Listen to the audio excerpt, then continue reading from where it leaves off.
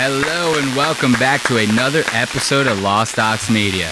I'd like to thank you on joining me on another week of debauchery where we take a second look at what you just watched. Yes, let's give it up for that beat right there.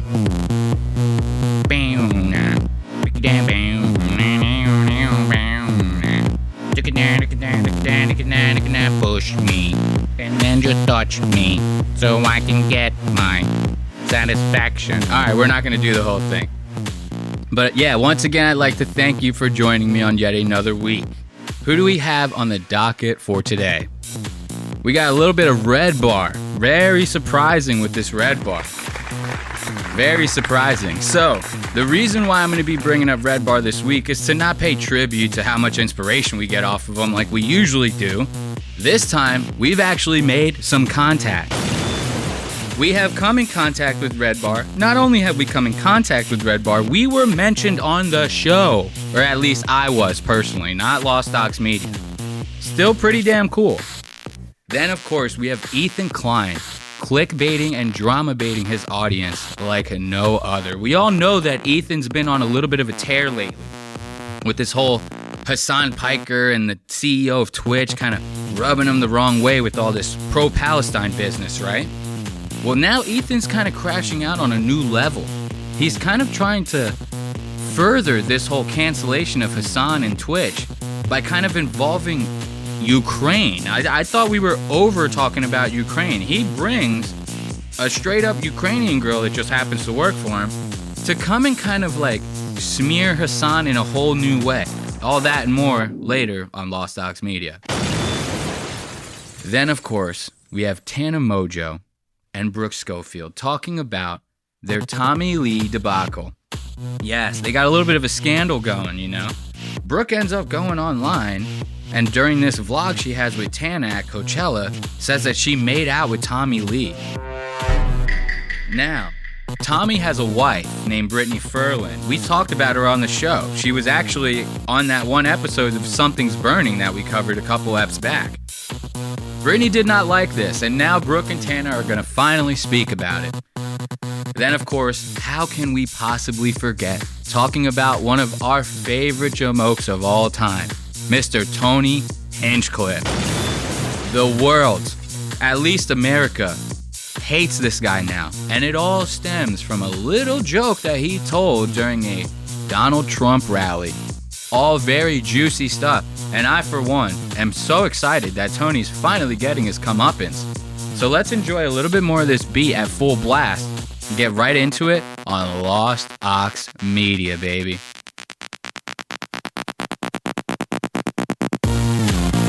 Yes.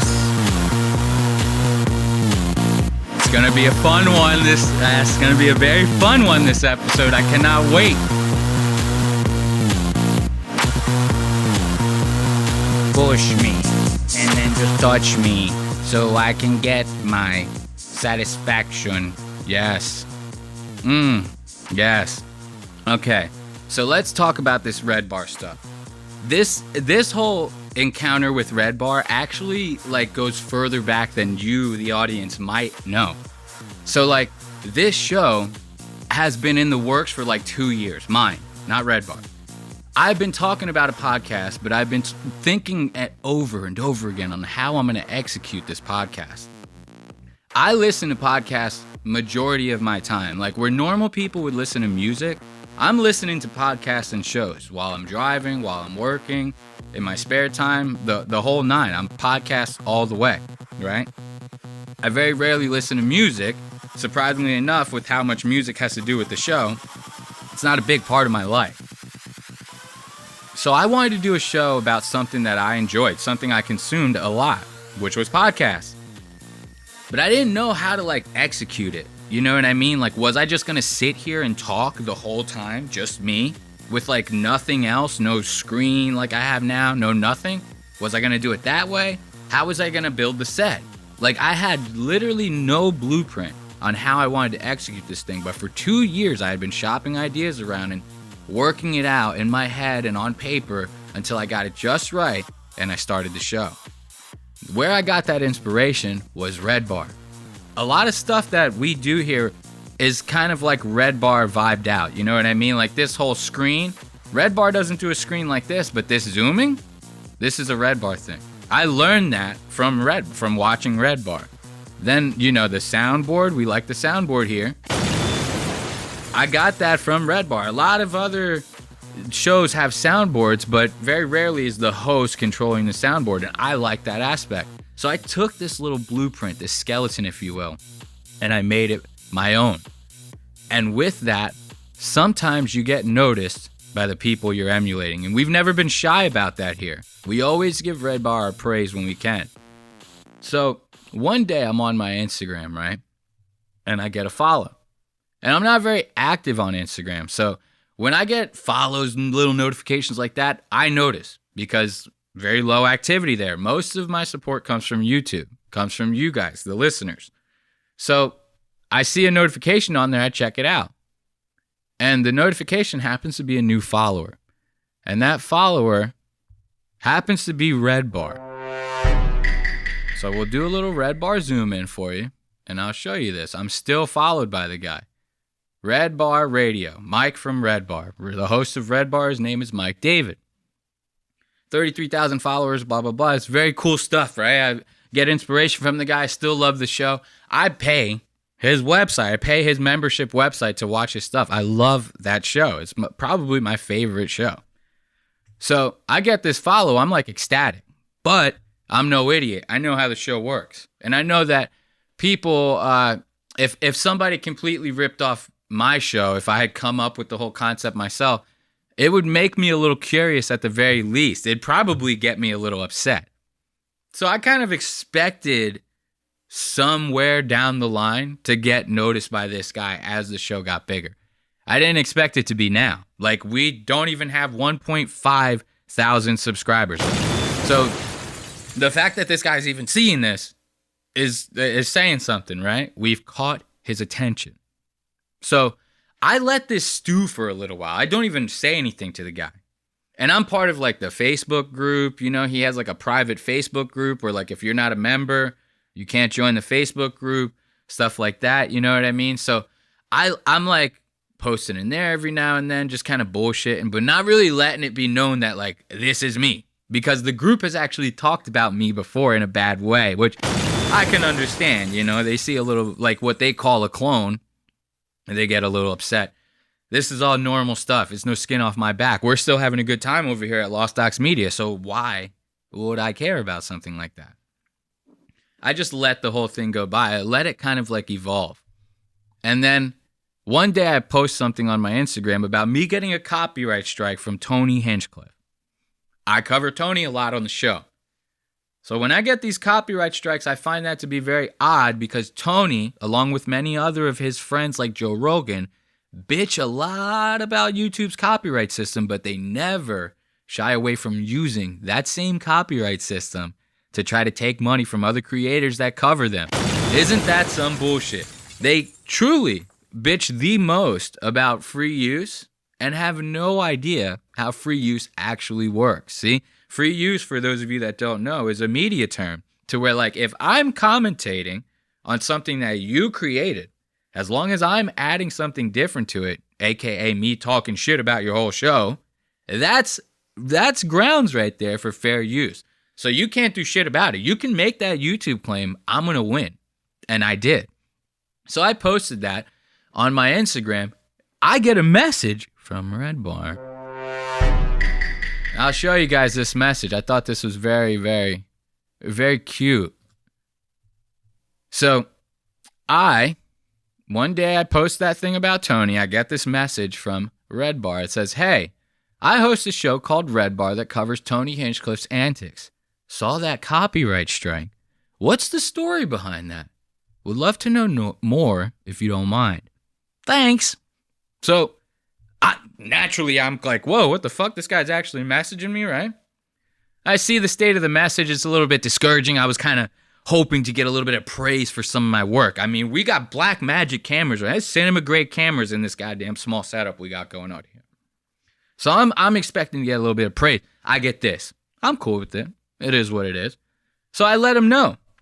I say, "Hey there, Mike. I'm actually very aware of you. I'm a big fan of the show. I get a lot of inspiration from your show. Not sure how you feel about that, but I'm letting you know I'm on the side of Reba. Okay? That being said, I'm still trying to figure out this copyright strike myself. Tony is one I can't stand either, and it's very ironic that he just got done complaining about all this YouTube bullshit, yet my video gets hit. So far, I'm seeing that the copyright claim is from an advertising company called Studio 71 North American Media. This is obviously a company that, just like the one Joe Rogan uses in conjunction with Spotify, to do mass copyright strike sweeps throughout the platform. I wish I had something a little more juicy for you, but truth is, I basically covered Tony very similar to how you do, and my content just got caught up in all that. This guy fucking ghosted me. He left it at that. He didn't even talk back to me, goddammit. I was like, yo, what the fuck is this? So just to make fun of the guy, just to kind of poke at him a little bit, I made this one little funny clip from the latest episode of his show. It was like a couple weeks ago. This guy posts very rarely. Very rarely this guy's like, maybe 2 to 3 times a month this guy is posting an episode. But when he does, they're like 11 hours long and they're fucking straight fire. So you can't hate on the guy. You cannot do it. I'll tell you that right now. That's one thing I do got to give to him. So I just to poke fun at him, I was watching the latest episode a couple weeks ago, and his wife is the producer. She's off camera. And he had hiccups during his set. He screamed, or she screamed to try to like scare him out of his hiccups, right? And they make this joke. They go, oh, someone should edit that to where like someone comes in, they point the guns at us, and they fucking, they shoot me and Jules. His wife's name is Jules. They shoot me and Jules. And that way, you know, it'll look like we got like murdered online. We could kind of like fool a bunch of people, right? So I made an edit of that to kind of fuck around and poke fun at him for the fact that like he didn't answer my goddamn my message back. You know what I mean? I was kind of like, yo, what the fuck is this, brother? Like I need a little bit of confirmation here from you. So then I wanted to show you guys that clip right now, but I got to airdrop it from my phone because like an idiot, I did not prep this one thing for the show. So while this is airdropping, I'll just keep filling you in. So I made that edit and I poked fun at it. I posted it in his Facebook group, right? And they caught wind of that. They saw the edit and they were like, I guess, very happy about it. They kind of thought it was funny. And with that, they ended up bringing it up on the next episode that they aired. They actually mentioned me by name. So before I show you my Red Bar debut, I want to show you the video that I edited to fuck around with this guy and put some explanations behind that. This is going to be right where his wife scares him. And then that's where I start editing this shit. Listen to this. I finally own a woman. That's what he thinks of her. He treats her like a dog. He really does. And she just takes it all. Like he thinks like a man, like he thinks he's in charge of her. That's how he carries his relationship. What?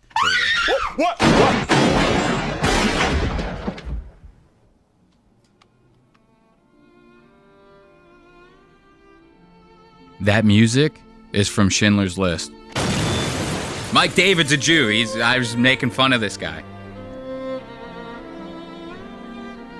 And here's the funny thing about this. I left clues in this to point him here to this show, and he still didn't pick up on it. Like I made the edit to go along with their joke, but I also added in like the Schindler's List music. You know, that's the opening music from Schindler's List. I'd never even seen Schindler's List. I have no idea. Like I know what the movie's about. I'd never seen a fucking minute of it. I took the music from Schindler's List. I put this 6 million. We all know what that number. If you don't know what that number represents, fucking Google it. All right. And then watch what we're going to do here. Look, now we added 6,000,001, right? Because there's one more we got to add to that number. You hear the fucking, the sound effect in the background that I used, right? What's that sound like? This one, right? So I'm like leaving this guy, like I'm going along with this bit, but I'm fucking with him at the same time in hopes that he's like, who the fuck is this guy? you know? Because I'm clearly poking at the fact that he's Jewish. So, and Ethan Klein's going to love this, I'll tell you that. So I'm poking at the fact that this guy's Jewish. I'm trying to do this to point him here, you know? He already follows me on Instagram. So you figure he would put these clues together. So tell me, where's this part, this soundbite, sound familiar right here?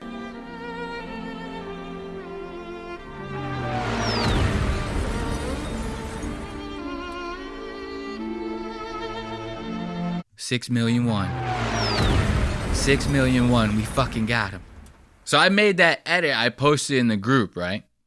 Then this guy goes live last night. Every time Red Bar airs, they do it live first. Then a day later, they upload all the, you know, the footage from that, and then you could watch the show on his website. So it goes live last night. I started watching it, and just for the hell of it, I'm like, oh, Red Bar's on, you know, and give it a watch. I just give it a watch. That's what I do. I love the show. So I'm watching it. I hear Jules talk about how somebody in the Facebook group got upset because of her scream. So much so that they actually ended their membership on the website because of it. And Jules checked that membership and the person actually did leave. So then they mentioned, oh, well, don't you have a edit from that scream on the... Somebody posted an edit of that scream in the group, right? I hear this, my ears start I'm like, whoa, what? I'm like, I just posted an edit in that group to fuck with this guy. So I keep watching, right? I keep watching. Now he says, okay, after we watch this Jelly Roll clip, we'll watch that edit. I turn the screen recording on right away. I'm like, let's get this bitch going, because if that's my edit, I'm talking about it on the show. Lo and behold, this asshole posts my he's talking about my video. And here's the thing. He says my name wrong. He says my name wrong. He starts making fun of the edit. He says I squished. I'll let him talk. This is so funny. Just to be mentioned like this in this way. He's doing this Halloween special, right? And just to get mentioned like this, it's just so funny. Like, I genuinely hope that I can start a little, like, poke battle with this guy, right? You'd be like, hey, you're a Jew. He's like, oh, you're Puerto Rican. You know what I mean? Whatever. You just have fun with the whole thing, right? You will. Sooner or later, you're going to know that this guy that you made fun of on your show is me. You follow me on Instagram, buddy. Let's not play games, okay? Wanted to see, so there was some controversy over you screaming on the last episode. Is that right? From one person. Everyone else loved it. Oh, it's just one person. So somebody made an edit? I haven't seen this yet. Somebody made an edit. I saw this. I was like, oh, it's so cool. Should we check that out? Yes. It's stupid. But it's great. Let's see this. So on the last episode, I was having this big problem with hiccups. I feel like I'm going to have that same problem tonight, to be honest, from all this swill. And I said, you know, Jules stood up and she screamed. I had no idea this was happening. I was really, really, really scared here. And I said, it would be nice if somebody made like an edit out of this, right? Didn't we ask for something like this? So here it is. This is from Elias Moreno. What the fuck? This guy he didn't even say my name right. Listen to Elias Moreno. Something like this. So here it is. This is from Elias Moreno. Wow, perfect for tonight, huh? Look, he's doing a Red Dead Redemption style episode. He was making fun of Tony in this episode too. I had to skip that part because I don't like to get other people's ideas in my head when I'm covering the same people on, you know what I mean? These things happen. This Tony Hinchcliffe stuff is juicy. Stay tuned on Lost Ox Media for this. You are not going to want to miss it. Trust me. So he has a little Red Dead Redemption style, like making fun of Puerto Ricans, like this Tony Hinchcliffe joke. And so he says, oh, this guy's name is perfect for it. Yeah, that's how you pronounce my name with a Spanish accent. If you're just talking to me, you know, you just say Elias Moreno. That's how you say it, like Dan Marino. You know? It's so funny as when I think it's such a cuck move. Not saying he's doing this. He's obviously just making fucking jokes, but it's such a cuck move when like white people they go to like a Mexican restaurant or something and they try to talk like with the Spanish accent when talking about Spanish shit, right? They go, "Oh, what would be a good one? Can I get some huevos rancheros?" They try to say it like a Hispanic. Can I get some huevos rancheros, please? You know, and it's so funny because these same type of people that do that kind of shit will be the same kind of cucks that'll be like, you can't appropriate Mexican culture by wearing a fedora or a fucking poncho. You know what I mean? What the fuck are you doing by trying to talk in a Mexican, Spanish accent, whatever? You don't speak a lick of the goddamn shit. Think about that. Think about that when you're out and about. You start seeing these white folk start trying to pronounce ethnic shit with an ethnic accent. It's very, very offensive. Okay? I don't like it. You shouldn't either. Okay? So this guy, he pronounces my name wrong in a typical Jewish fashion. Something like this. So here it is. This is from Elias Moreno. Wow, perfect for tonight, huh? Elias Moreno. Am I saying that right? No. He says, I don't remember this part of the scare fiasco. Let's see this. I haven't seen this yet. I finally own a woman. That's what he thinks of her. He treats her like a dog. He really does. And she just takes it all. Like See the zoom? See how he zoomed like that? Same thing. We're doing the same thing around here. Thinks like, here it is. A man, like he thinks he's in charge of her. That's how he carries his relationship.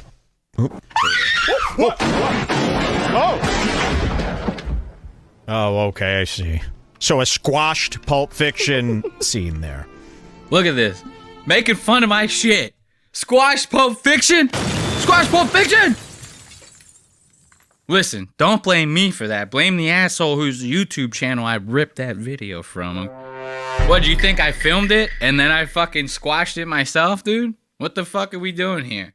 I'm an editor. I understand how aspect ratios work. You think I'm trying to put in extra work for this stupid bullshit just to post it on your Facebook group? Come on. This is a joke. Take the stretched image as a joke. Come on, you talk about this shit all the time. Don't get butthurt. I like a squashed image. You know, I like a squashed image. Oh, okay, I see. So a squashed Pulp Fiction scene there. Yeah, I really fucked up I don't the like edit. this. You don't? Why are they narrowed in memory, in memoriam? Mike and Jules David. 6 million. You hear that? Oh, okay. 6 million won. Yes, look at that. Very nice. Elias Moreno. Elias Moreno. Look, you know what's funny about that? His wife, Jules, fucking loved it. She left a laughing emoji on the post, the whole fucking... She thought this was hilarious. She didn't care about the goddamn aspect ratio of the Pulp Fiction. Come on, you know? And the funniest part about this whole thing is, like, I ended up getting that, like, the idea for the 6 million and one, stuff like that, all from this video, right? Where Mike, he gets farted in his face on the show, and he doesn't let anyone post it, right? He's like really against people seeing it. And that's fucking hilarious because like Red Bar's whole shtick is like he's like the cool guy, you know what I mean? So something like that is very much like, okay, he doesn't want that to air ever. So it's always been known that he'll like copyright strike the channel and stuff like that when people post that video.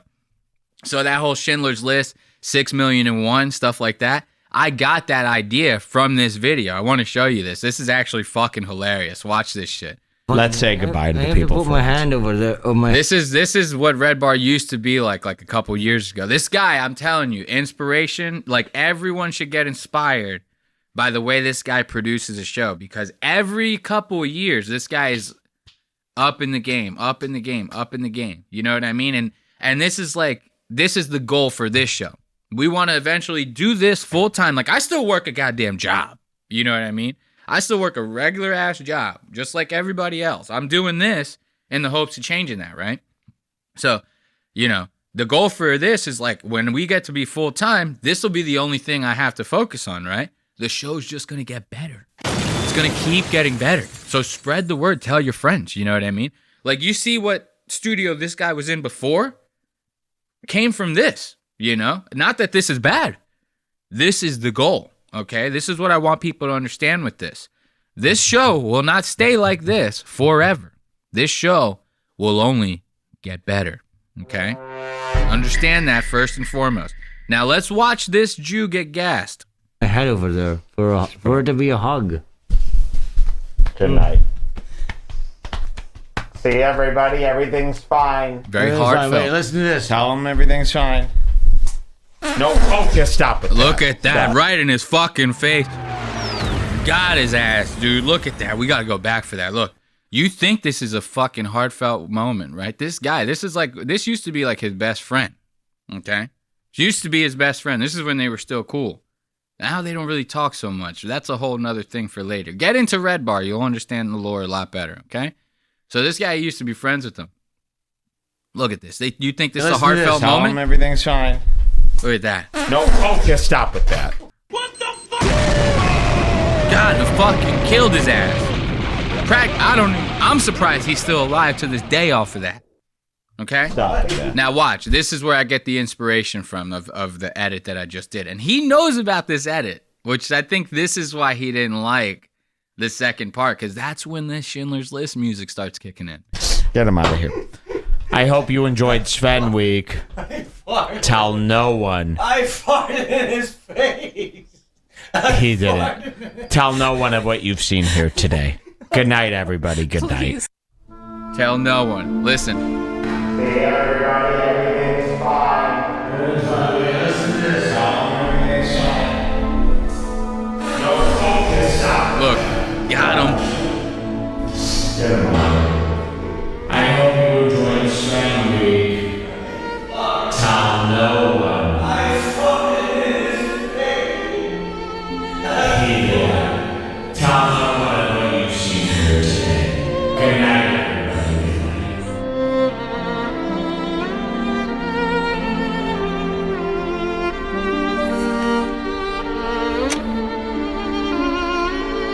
You see, I added a sound effect to it, a nice little kamikaze boom, stuff like that, you know? It's all very, very nice stuff. So hopefully, you know, Red Bar, he still follows me. He's gonna eventually, I'm sure there's gonna be like some sort of thing he does to make fun of my show. Probably worse than I'll ever make fun of his. The truth is, I don't know if I got that in me to just shit on one of my heroes like that. You know what I mean? What am I gonna do? Okay? So I just wanted to share that with everybody. Let's give it up. We finally made it on Red Bar. Not in the way we'd like to, but we'll end up getting them somewhere down the line. Don't you worry about that. So our next set of time codes we'll end up getting into before we take our smoke break is this Ethan Klein crash out. You know what I mean? This was a rough one. I'm telling you. It seems like every episode that I'm covering Ethan now, they revolve around these crash outs. It's getting to the point to where like the show titles, the thumbnails, everything will be named something that they're going to talk about, and then they just end up going on about this anti-Semitism, Hassan Piker, the CEO of Twitch, everyone hates Jews type shit. And it's getting to the point to where like this is now becoming like clickbait. If you're going to watch an H3 live stream, you might as well just expect to get clickbaited. You know, that's kind of like the whole thing now. Yesterday when I went to go watch this show, it was titled, Mr. Beast steps down as CEO after investigation for the Ava Chris Tyson scandal, right? Anyone online is gonna click that shit. Anyone online is going to click that title because that Mr. Beast, Ava Chris Tyson stuff is a doozy, I'm telling you. Like, the whole thing, this Ava Chris Tyson person talking to minors, Mr. Beast apparently hiring like a bunch of people with very sketchy sexual predator backgrounds, you know? All this stuff has been coming out like crazy lately, you know? Then the whole lunch lead, there's mold in the lunch leads, there's all this stuff. Very, very bad press coming around Mr. Beast's way, right? And I'll show you the Mr. Beast thing before we get into this Ethan stuff because Ethan fails to do so, you know? And it didn't take much to find it. All you had to do was type in Mr. Beast on Twitter. That's it. One Twitter search, Mr. Beast, you finding the whole thing, dude. So let's check this out. This guy's stepping down as CEO. And the reason why he's doing so is because there was this investigation that took place after the Ava Chris Tyson stuff. And now the investigation has come to a conclusion. It says a 3-month investigation into allegations regarding my company has concluded. The law firm / investigators reviewed millions of documents / messages and conducted 39 interviews. That's not a lot. 39 interviews is not a lot. I'm going to tell you that right now. I was asked to refrain from making public statements to enable a detailed and unbiased investigation. Below are the conclusions. And he puts like a 2-page letter that came from the internal investigations company that did his whole thing. And basically it says like, on all basis of like inappropriate behavior with minors, that was false. On everything having to do with like workplace practices, yeah, there were some bad ones, but everything else is a lie. And people are not jiving with this, you know? People are like, oh, okay, so you do an internal investigation and then you find out that your company is not guilty of anything. That's very suspicious, don't you think? And I guess there is some truth to that. There is like some suspicion to that, right? But once again, like I said, Ethan supposedly is going to cover this on the show. Like we just covered it very briefly there. I was like chomping at the bit to hear this come from the H3 crew. You know what I mean? And then I'm met with this, once again, Hassan Piker crash out bullshit. So let's get into that. Because it's a doozy. Like I said, it's going to be actually insane that this guy is still going on about this shit. So I go to Hassan's page, and there is stuff in there that's like, I feel like even like a Hassan fan could fairly look at this and say that, yeah, that's terrorist propaganda. Here it is up on his fucking page still. To this very moment is the clip of him watching Houthi propaganda video while getting up and just letting it play. And this is okay with you, Dan, you fuck! You coward! You are such a loser. This man hates Jewish people. There's no other, it's conceivable. You know what I mean? That guy's doing, he's going, no, you're crazy for thinking that. You hear how upset this guy is, like legitimately losing his mind over this. This is crazy behavior right here. Like, just to hear how frustrated he gets to yell like that. Like, I yell like that on this show. I'm joking around. It's like, you can clearly tell that I'm joking around when I'm sitting there. What, I'm yelling over some stupid shit? Okay, it's over. You know what I mean? Nobody's actually upset here. This is all for fun. You know? And this is supposed to be what Ethan's show is about. Ethan's show is supposed to be about fun. He's bringing this shit to us again. We're just going to show you this little crash out because this kind of stems the whole derailment of this show. You know, once again, this was supposed to be about Mr. Beast stepping down as CEO. What happened? What happened to that juicy, gossipy shit that people are expecting to hear, mixed in with a little bit of jokes and some funny sound bites from good old Zachary? You know what I mean? Come on. Fuck! You coward! You are such a loser. This man hates Jewish people. There's no other, it's conceivable. You know what I mean? He can't even finish the sentence. He's sitting there, he screams, he goes, this guy, loser, this guy hates Jewish people. You can hear it in his voice. You hear how worked up he's getting. It's coming right out of his chest, dude. This is insanity. So, like, this kind of thing is just, it's going to keep going on. He goes as far as to say, like, if nobody does anything to the CEO of Twitch, nobody cancels Hassan, everyone hates Jewish people. This is like, he's generalizing everyone based off of the actions of a few people. This is all behavior that, like, Ethan supposedly doesn't support. Yet here we are watching this Hypocrisy 3. I put a 2 up at first. Hypocrisy 3. One more time. I always forget which lens I'm looking into when I'm, like, pointing at shit like that. You don't fool me. Not at all. If he doesn't have to step down, if nothing happens, then I have no faith that, like, I don't think anybody actually cares about anti-Semitism. like as a Jewish person, I think that if nothing happens to him or the platform, if there's no accountability, even Hassan's terrorist videos are still up, then like basically I'm worthless to them. You are worthless to them. This is crazy. Like, is this not insane to actually hear this shit coming out of his mouth? Like, to sit there and say, you're worthless. Nobody gives. You're not even like a prominent creator on the platform. Why would they give a fuck about you? Just think about that, bro. That's like if I'm working at my regular job, right? The job I do, my 9 to 5, and I'm sitting there bitching about the practices that they have at McDonald's, right? And I'm like, it's crazy the way they're treating their employees over there at McDonald's. As a matter of fact, if something doesn't happen over there at McDonald's, the company that I don't work for, if something doesn't happen to them, I'm just gonna, it's obvious that I mean nothing to them. What the fuck would they have to care about you for? You contribute nothing to them. What, you have a little money grab Twitch channel that you do a 24-hour what do they call them? Like reruns of your show. You stream that 24 hours a day on Twitch, right? Which, I'll have you know, is against their terms of service, okay? So you breaking their terms of service, and then you're complaining about Hassan breaking their terms of service, right? And if that's not hypocrisy, once again, then I don't know what is.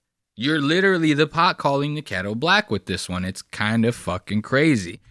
And this kind of shit, it just keeps going. Now, this one's a rarity. You're gonna hear Zach chime in with his shit as well. He tells this kind of crazy ass story, which this one's a little bit insane. I will give it to him, but it's just funny seeing Zach kind of go into this want to get serious type shit. You know what I mean? Because Zach is another one that to me, he seems like a very victim-esque type person. He very much reminds me of Ethan. He just tries to play it cool by keeping his mouth shut most of the time. This time, he didn't. Tree. He's like, I can't make music as good as them. I need to kill them all. Can I share something that I saw last night that was pretty disturbing? Please as do. a Jewish person. So last night I was in West Hollywood, big Halloween thing down there. Yeah. And there was a person doing the Sig Heil in full fucking Nazi uniforms, wearing a swastika armband, and they were wearing a pig mask. Now, I don't know if they were trying to have a joke or what about this, but it was deeply, deeply fucking disturbing. Was anyone saying anything? Just out on the street? I went up, and people were taking pictures next to him doing the Sig Heil.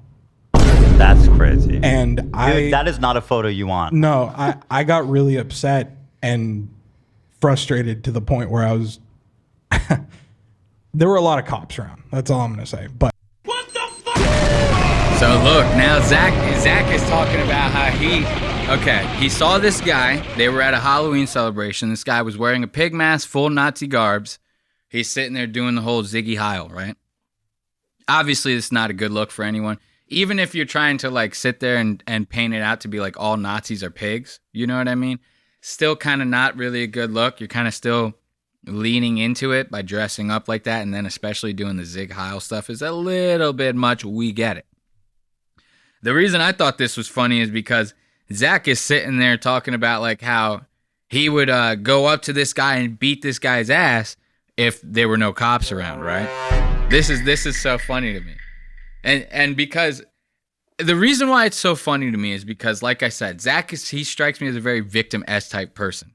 He'll sit there and talk the talk. He's not going to go up to nobody and try to fight them. He did say how he went up to the guy and was like, this is low of you, you're the problem, blah, blah, blah. That Zach will do. Zach will do that whole look, I'm doing an Ethan Klein with my wristwatch. Zach will do that whole talk shit to the person. So Zach ain't throwing no hands at that motherfucker. I'm going to tell you that right now. It could have been just the two of them there. Zach would have done not a goddamn thing. What, he would have walked up to the guy with his sound pad, started hitting shit? Hey, man, you're the problem. You know what I mean? What the fuck are we talking about here? He's not going to do jack shit. So I thought that was funny because of, how he's coming off as this tough guy over that situation, which, yeah, like I said, the dude in the costume was probably out of line, but let's call a spade here, Zach. You, aside from some choice words, you're not doing jack shit. Now listen to this. They start doing this whole like freedom of speech talk, right? They're like, isn't it illegal to do some shit like that? As if we're in like fucking third world communist Russia. Listen to this. No, it's insane. Anyway, shout out to the pig Nazi. We love you. I was dressed as the Joker too, so. Dude, you had the in. You could have done anything to him. Tell me that doesn't make it better. Zach walks up to you. Picture Zach walking up to you. Hey man, what the fuck? You're the goddamn problem. Dressed as the Joker. Dressed as the Joker with the full beard and everything, so the fucking makeup is all like caked in his beard. You would think that this is an actual insane person. You probably wouldn't even think this is somebody dressed up for Halloween. You know what I mean?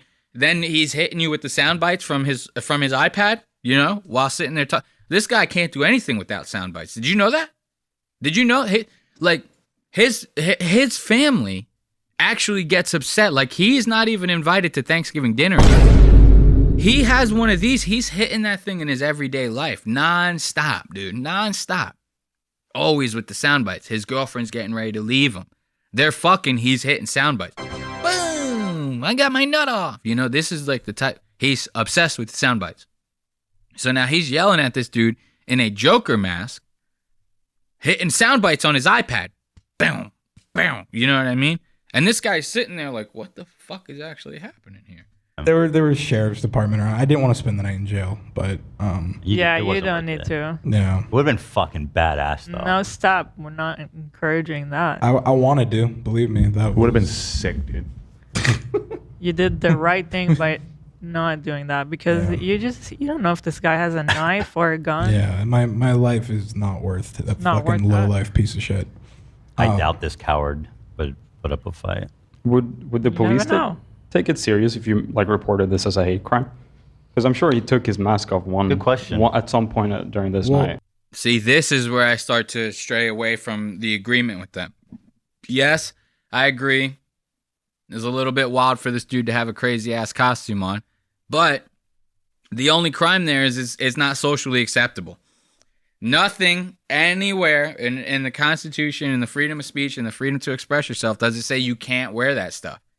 So to sit here and have this fucking European communist ass cuck sit there and say, can you report that for a hate crime? I mean, would the police take it seriously if we reported that for a hate crime? Shut the fuck up, okay? This isn't Sweden. This is America. We can dress how we want, okay? Doesn't mean everybody has to agree with it, but we can do that shit. This guy is sitting there going like, can't they just throw you in the goddamn Gestapo for that? You know? Can't they just lock you up for 5 to 10 without any kind of trial or anything? Like, they do that where I'm from. You know what I mean? Like, in the countries where I'm from, they'll just knock on your door and straight arrest you right there for a Facebook post. So, like, it surprises me. Like, he's like, oh, it's so surprising to me that, like, this guy can just dress up however he wants in this situation, you know? It's like, dude, this is America, baby. This is why we're number one. Because you can dress as a Nazi. And it's totally legal. Is this not the greatest country in the world? But put up a fight. Would the police take it serious if you like reported this as a hate crime? Because I'm sure he took his mask off Good question. at some point during this night. I thought about that, but isn't that technically freedom of speech? Well, hate crime, as in my understanding, isn't freedom of speech, right? I mean, he was just standing there. You can be racist. It's you not can illegal. definitely wear a Nazi uniform. Oh, that's epic. Break the law here. You can be racist here. In Europe, that would be against the law, right, Love? Like, I got a bunch of shit about Europe. a bunch of Europeans, but yes, my understanding is if you do something against a certain folk Protected group, groups, we say. protected group, you'll get fucked by it. See? And that is not cool, okay? This is why America broke off from the rest of that shit, you know? The whole reason this country even started was because of stuff like that. And that is why we're fucking number one, baby. You can't beat it. The freedom of speech. That's the driving force of this entire country, man.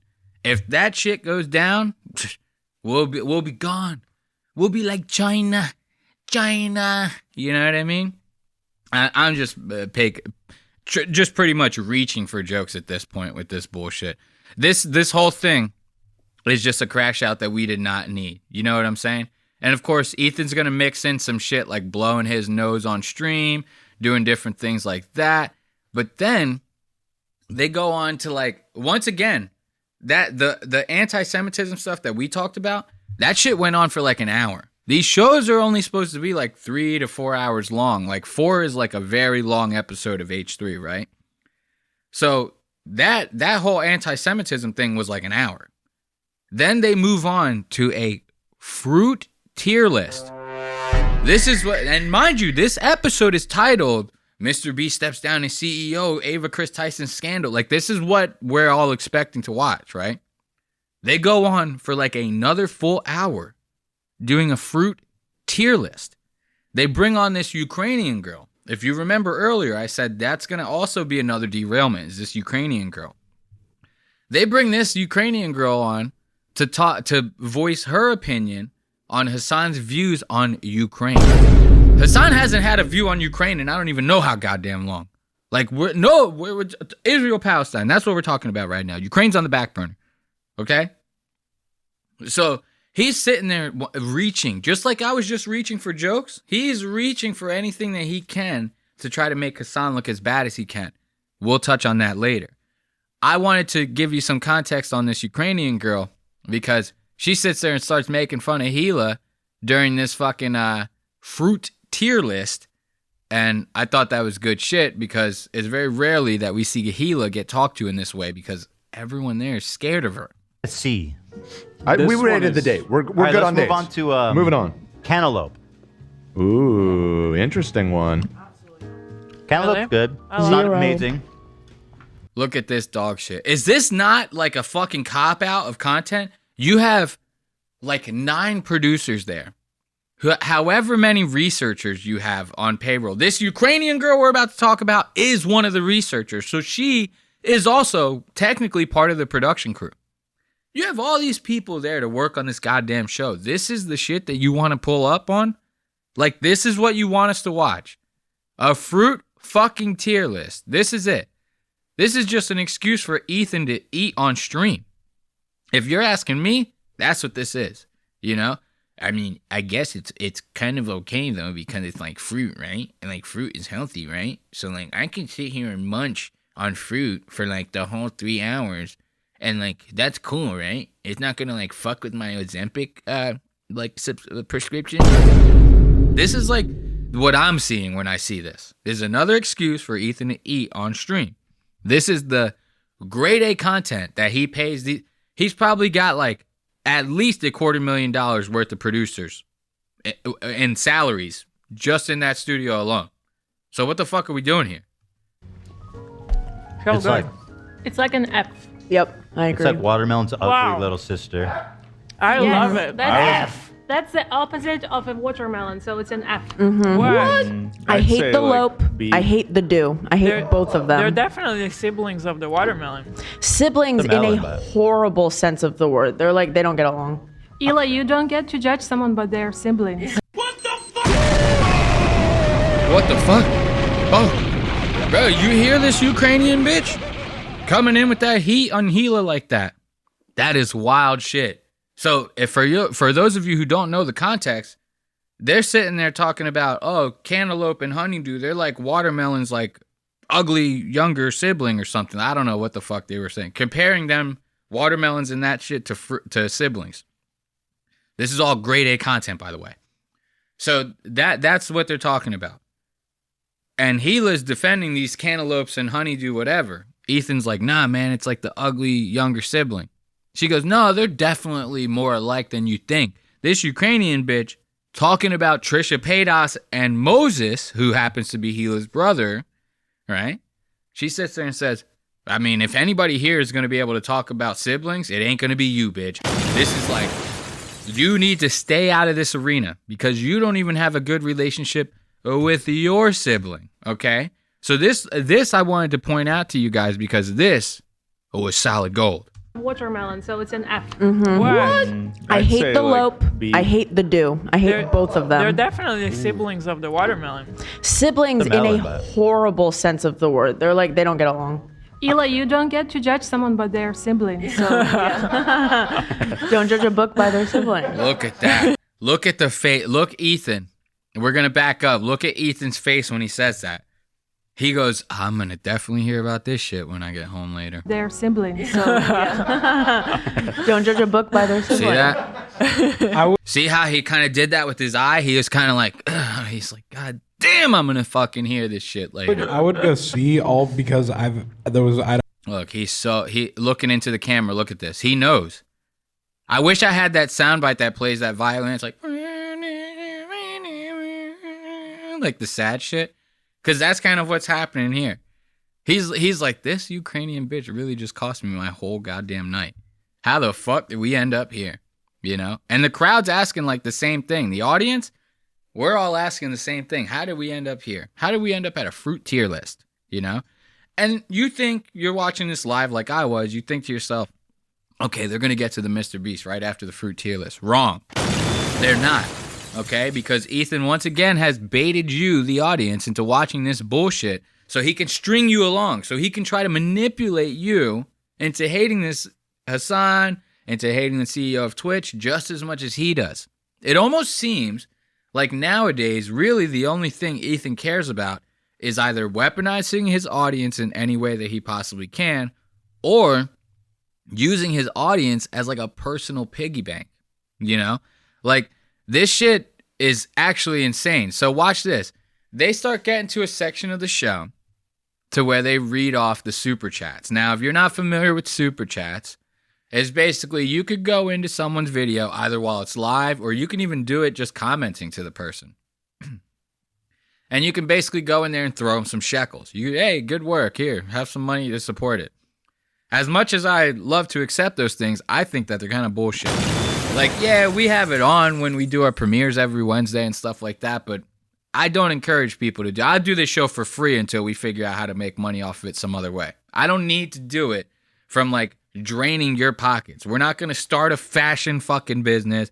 We're not going to start this. The goal of this show is to eventually get enough following, and then I can move that following to my own website, to where you pay a membership.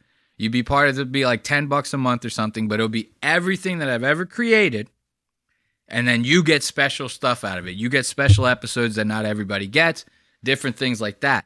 That way, I have the most loyal following I could possibly have. People that actually care about the show. And I don't have to feed them bullshit like this, begging them for super chats, sitting there reading them ad after ad after ad. And you know what's funny about these ads? This is something that I've wanted to touch on for a while.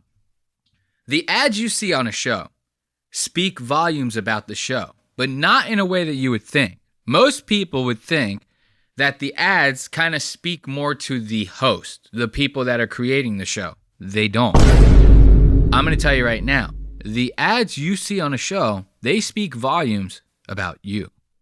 They speak volumes about the type of person that the people who created the show and their producers feel are watching the show.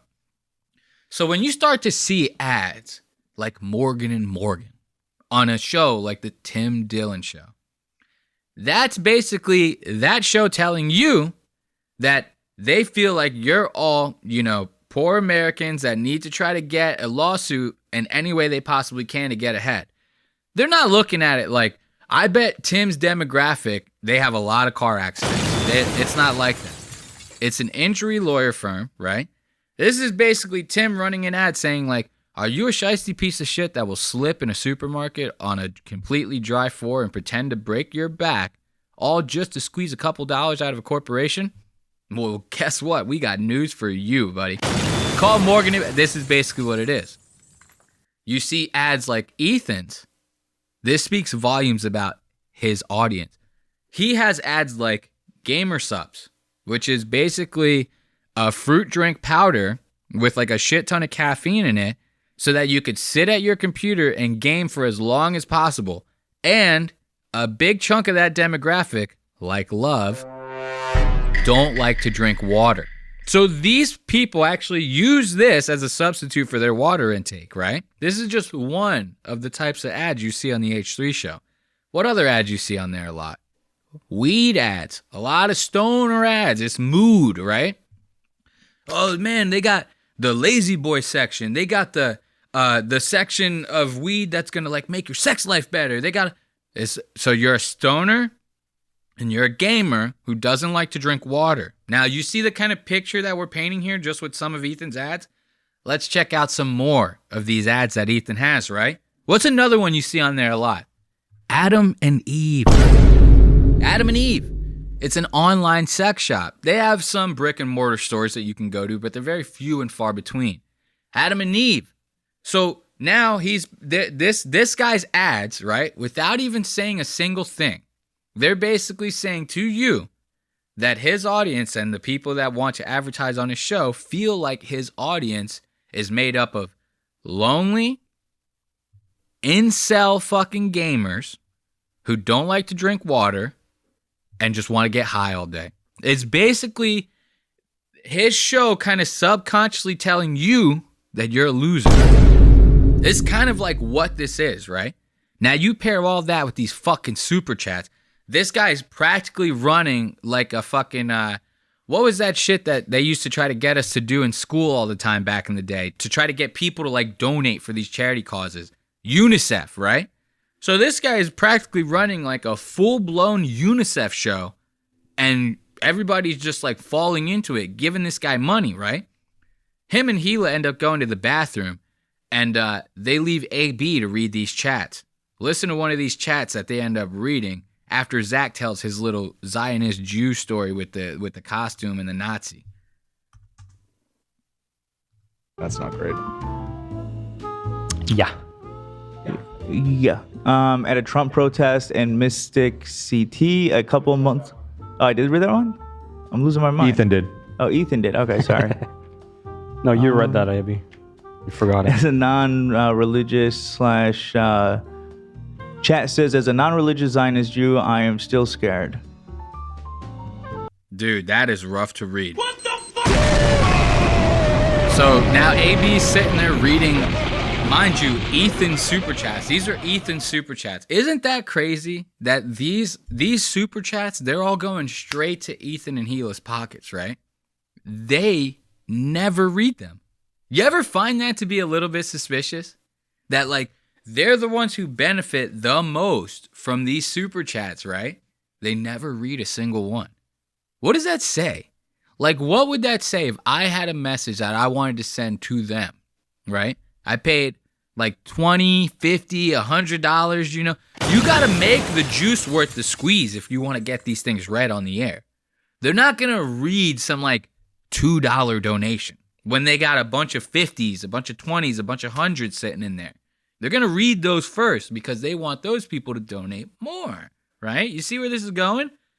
So now they practically have this system set up to where like the fans will donate all this money. Majority of it goes to Ethan and Gila. They never read a single fucking one. Now they're in the bathroom. Excuse me, I'm still doing the Burt. Now they're in the bathroom shitting their brains out. And AB and like Dan, they're stuck holding the goddamn bag. Okay? Now AB has to sit here and read this comment. He's a Muslim. He's pro-Palestine. Ethan's sitting there putting him through all this like anti-Semitism bullshit, right? Completely disregarding his struggles. And that's fine if you want to like, I don't know, compartmentalize that a little bit. That's great. But to sit there and throw it in his face, episode after episode after episode, right? And now, while you're sitting there shitting your brains out, this guy's got to read people talking about them being Zionists, them being actual Zionists, right? This is crazy. You forgot it. As a non-religious slash chat says, as a non-religious Zionist Jew, I am still scared. These are very uplifting. Yeah. Oh, my bad. I actually misheard that. So the chat person was saying they're not a Zionist, they're not a religious Jew, but they're still scared. Still kind of shitty for fucking AB to have to read that shit, right? So like this is the kind of stuff that I'm talking about. They are completely derailing this show, begging for super chats on a daily, promising us Mr. Beast takedowns, right? And then we get this. We get this Ukrainian chick. Nothing wrong with that. She gets a full 2-hour segment, right? Almost 2 full hours. She sits there and talks about her Ukrainian struggles, right? and how Hassan Piker is not in a line with those struggles. So now Ethan is using this girl as a vessel to fucking try to carry out his mission of canceling Hassan, right? This is what's happening here. So not only is he doing that, he's giving her a full 2-hour segment to do so, right? Now, keep that in mind. Think about AB. We just talked about AB reading that super chat, right? Think about AB, who's been on the opposite side of this and has not even had more than 5 fucking minutes to express his opinion on it. Every time they give AB a fucking a platform to speak on, they cut his ass off in 5 minutes. Ethan's interrupting him nonstop. And here's the thing that proves that you go back and watch it for yourself, dude, because I'm not putting you through this whole entire thing. The thing that proves so much that Ethan is using this girl as a vessel is because the whole 2-hour segment that he gives, and mind you, they probably didn't plan on it being 2 hours. He's just kind of letting her go. The whole time she's talking, the only time Ethan ever even thinks about interrupting or chiming in is when she mentions Hassan's name. She starts talking about how everyday life was at the beginning of the Russia-Ukraine war, how all the struggle that she had to go through while basically being a refugee and trying to get out of Ukraine. She talks about all that. Ethan stays quiet as a fucking church mouse. The second that Hassan's name gets brought up, Ethan starts chiming the fuck in. And what is even kind of like more important, I think, for people to know is that man cannot leave the country. Man cannot leave Ukraine once the military regime is set up. And when we were driving, they like signed the documents that it's like already on, and they closed the borders for all men from age of 18 to age 60. And because like all of them are gonna get drafted. So closed borders, everything is closed, everyone is moving to the West. We eventually... See, you notice? There's a lot of pauses going on here. While she's talking about the closed borders in Ukraine, that Ethan could be trying... Oh, man, that's terrible. Well, what was that like? Well, okay, so they closed it off, and then what did you do after that? Nothing. He comes with none of that. Like I said, only time he even brings this shit up or even thinks about chiming in is when Hassan gets brought up. And it's fucking crazy, dude. This is actually insane. But she does give a big old shout out to the H3 Snark, which I like to shout out as well. And I thought this was kind of funny because she starts bringing up like this post in the Snark subreddit that's like actually completely a lie. She starts like accusing the H3 Snark subreddit of like calling her pro-Israel and stuff like that. They never did. The only thing they ever brought up was the fact that like she probably doesn't know that she's like quote unquote working for a Zionist. This is something that the H3 Snark are very adamant about Ethan's Zionism. Okay. So now she's about to shout out to this H3 Snark. She doesn't even know what the fuck she's talking about. Why? Also, shout out to H3 Snark. I saw your post about me, and the amount of you weird little freaks who think that I'm like pro-Israel from whatever I said on the pod before, which I've never even talked about that topic. So funny. You're like so insane. I'm completely pro-Palestine. You've never talked about the Israel topic. I've never even mentioned anything. Like I've been here for 5 minutes, but like I'm already pro-Israel and IDF, and I'm like, I don't know, like almost killing babies. Like, what the fuck? They never said that.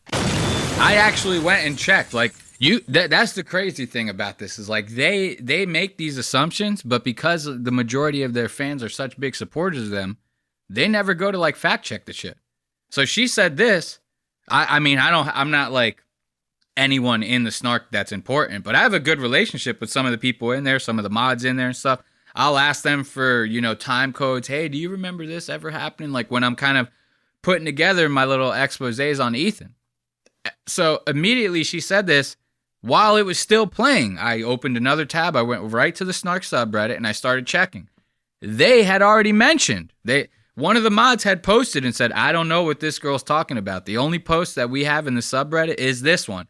Put a link to it.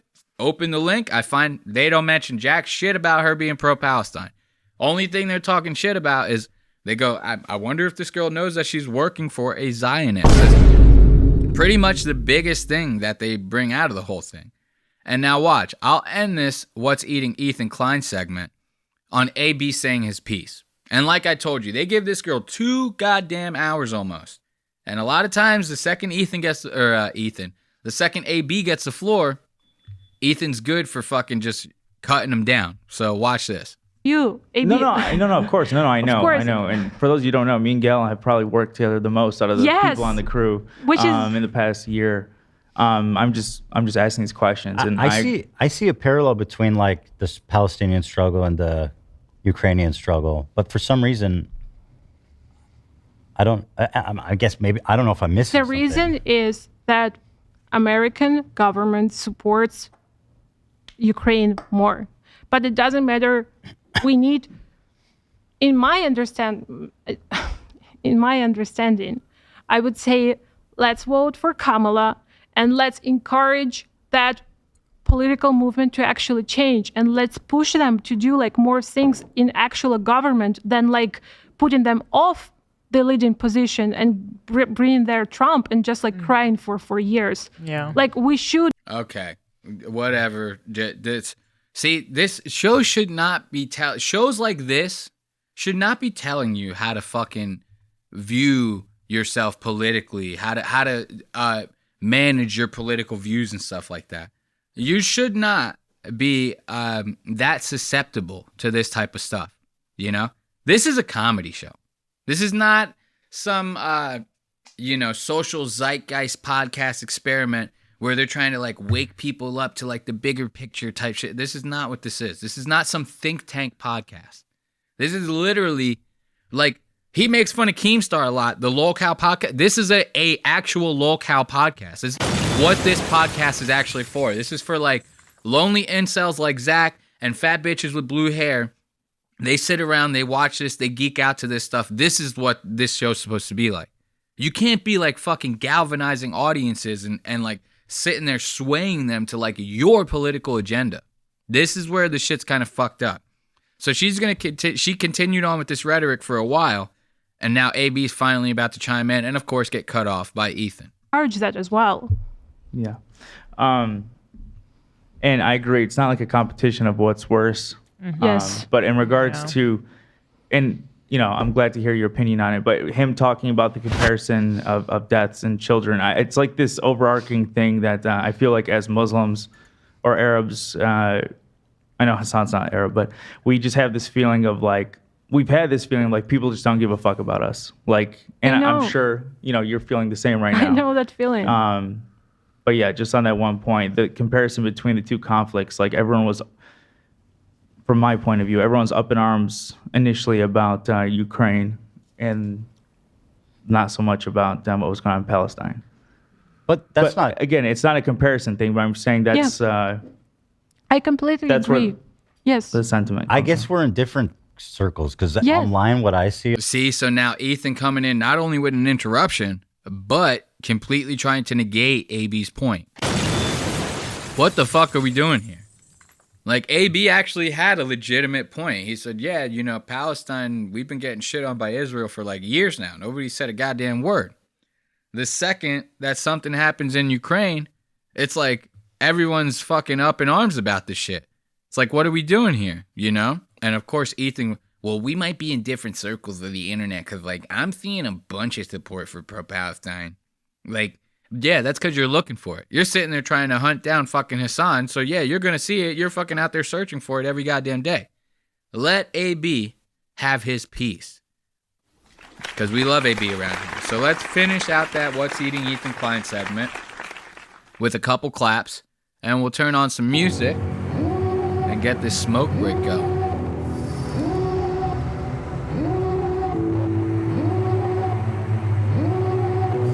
All right, let's spark up this joint, have ourselves a couple puffs, listen to a little bit of tunes, and get ready for the next segment. We still got Tana Mojo and Brooke Schofield speaking on their Tommy Lee Scandola, And then we got, of course, everyone hating on Tony Hinchcliffe for this Puerto Rico joke that he did at a recent Donald Trump rally.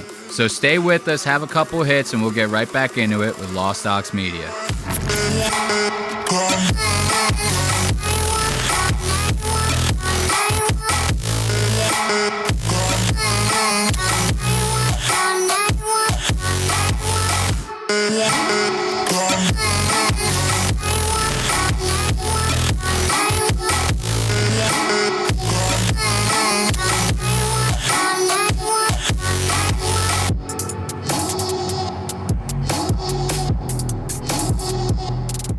I apologize if this has been a rather choppy episode. It's been a very busy week for me, and it's kind of hard to squeeze everything into my personal life and make sure that everything's 100% for the show. But of course, you know, my 100% dedication lies within this show.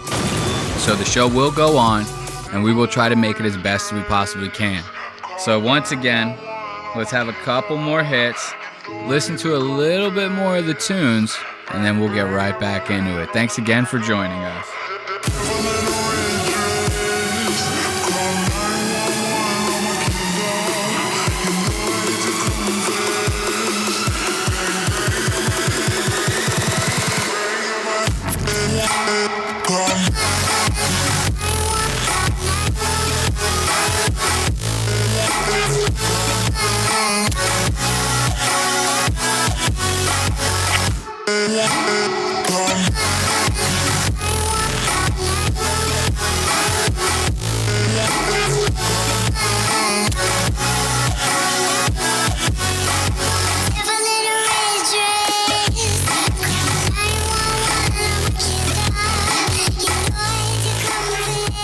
God damn.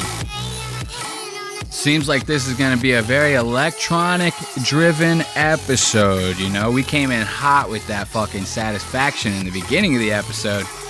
I don't even know what this is. Baron Gates. Song's called Devil.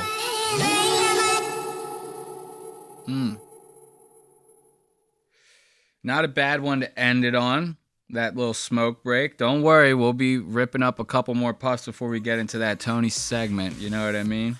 We gotta have a couple puffs to get into watching Tony get completely shit on by everyone in America, including the leading candidate for the presidential election. That is just hands down one of the greatest things I've seen in a long ass time. So let's contextualize this Tana Mojo Brooke Schofield situation.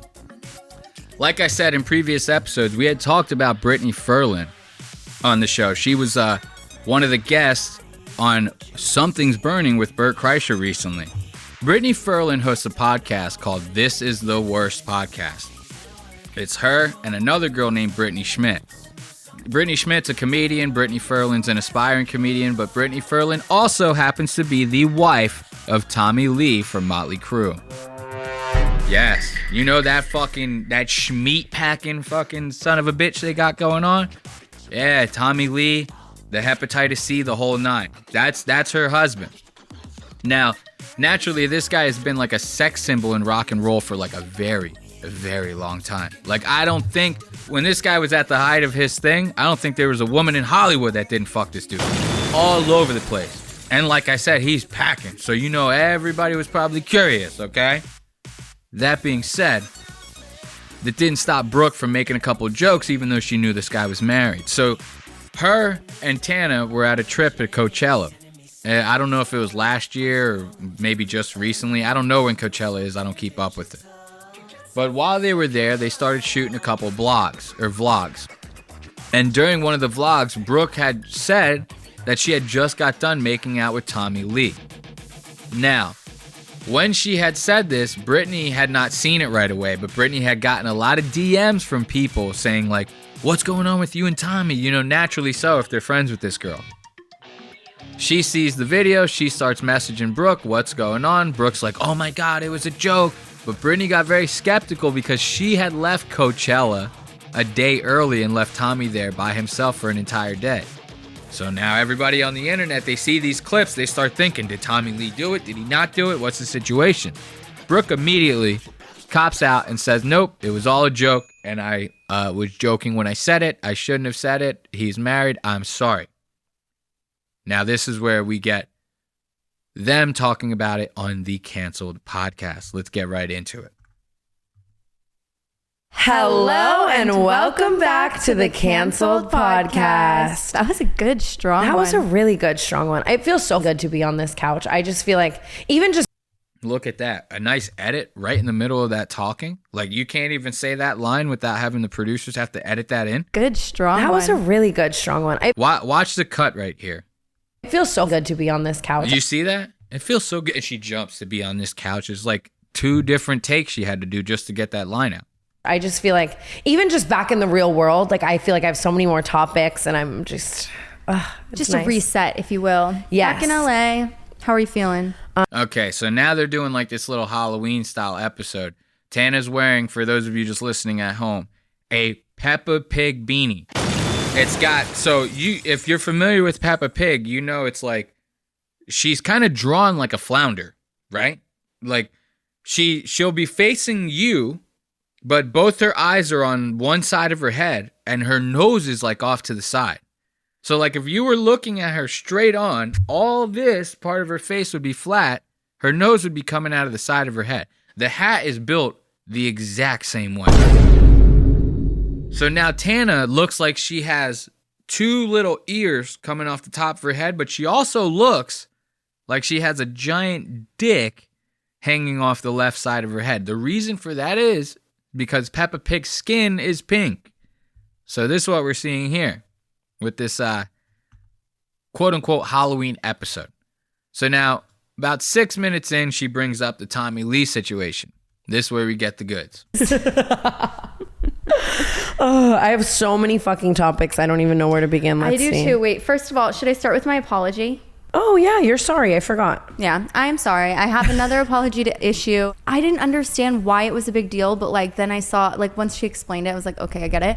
But I have to issue a formal apology to Brittany Furland, okay?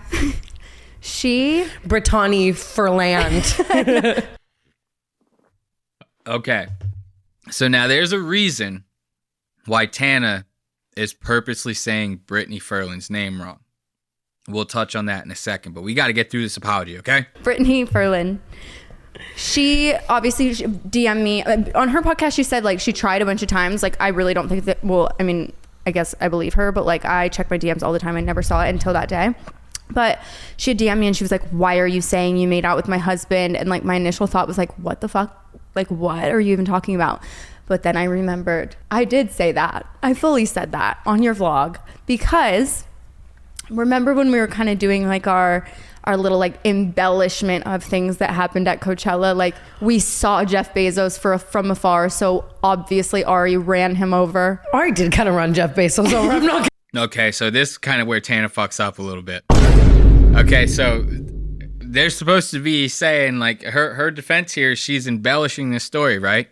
She goes, so obviously, you know, we saw Jeff Bezos from like 50 feet away. So this person, you know, clearly ran him over because we were just lying about it. Tana immediately. Well, I mean, he almost did run over Jeff Bezos. So, like, you know, we didn't lie about that part. We only lied about you making out with Tommy Lee. Embellishment of things that happened at Coachella. Like we saw Jeff Bezos from afar. So obviously Ari ran him over. Ari did kind of run Jeff Bezos over. I'm not going to hold you. But I get what you're saying. I think that you and I just say shit. And it's like, Tommy Lee's lore, like I love Motley Crue, I love the dirt, like it's you know what I mean. It's a. I want to explain it as that. So that's you're also drunk at Coachella and you're not thinking about Brittany Furland. Brittany Furland, you know that's the second time she says it. She's saying this shit because she's upset that Brittany was saying her name wrong. So like when Brittany first talks about all of this, she talks about it on her podcast, and that's kind of like how this all came about, you know, because obviously the clips are gonna go viral, blah blah blah.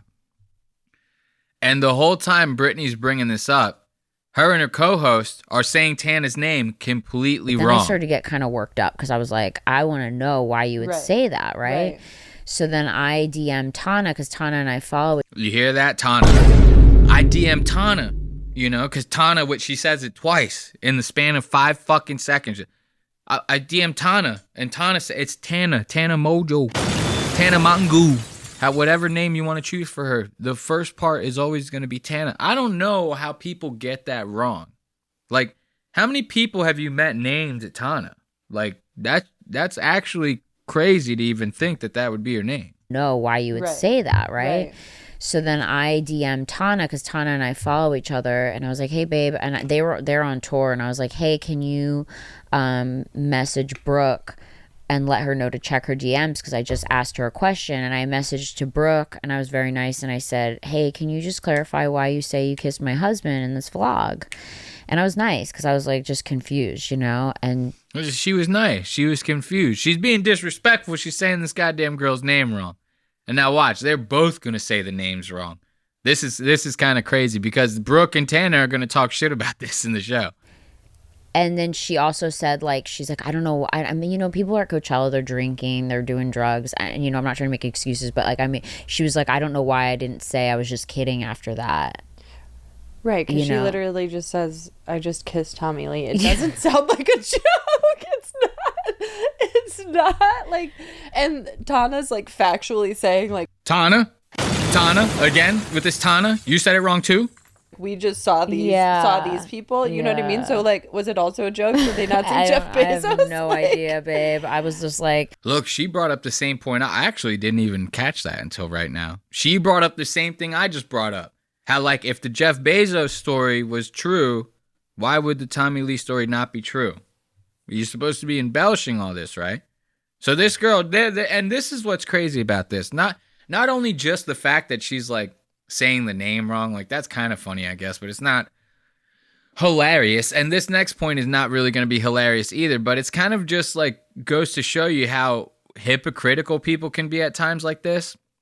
So they're both sitting there going like, you don't make jokes like that. You don't make jokes about a married man. First of all, she might not even know that Tommy Lee was married to you. It's like to sit there and say that people like have to know that you're his wife. It's like, who the fuck gives a shit about you? The second you married him, you just became Tommy Lee's wife. So no one's even going to put that shit together until they see you two together. Okay?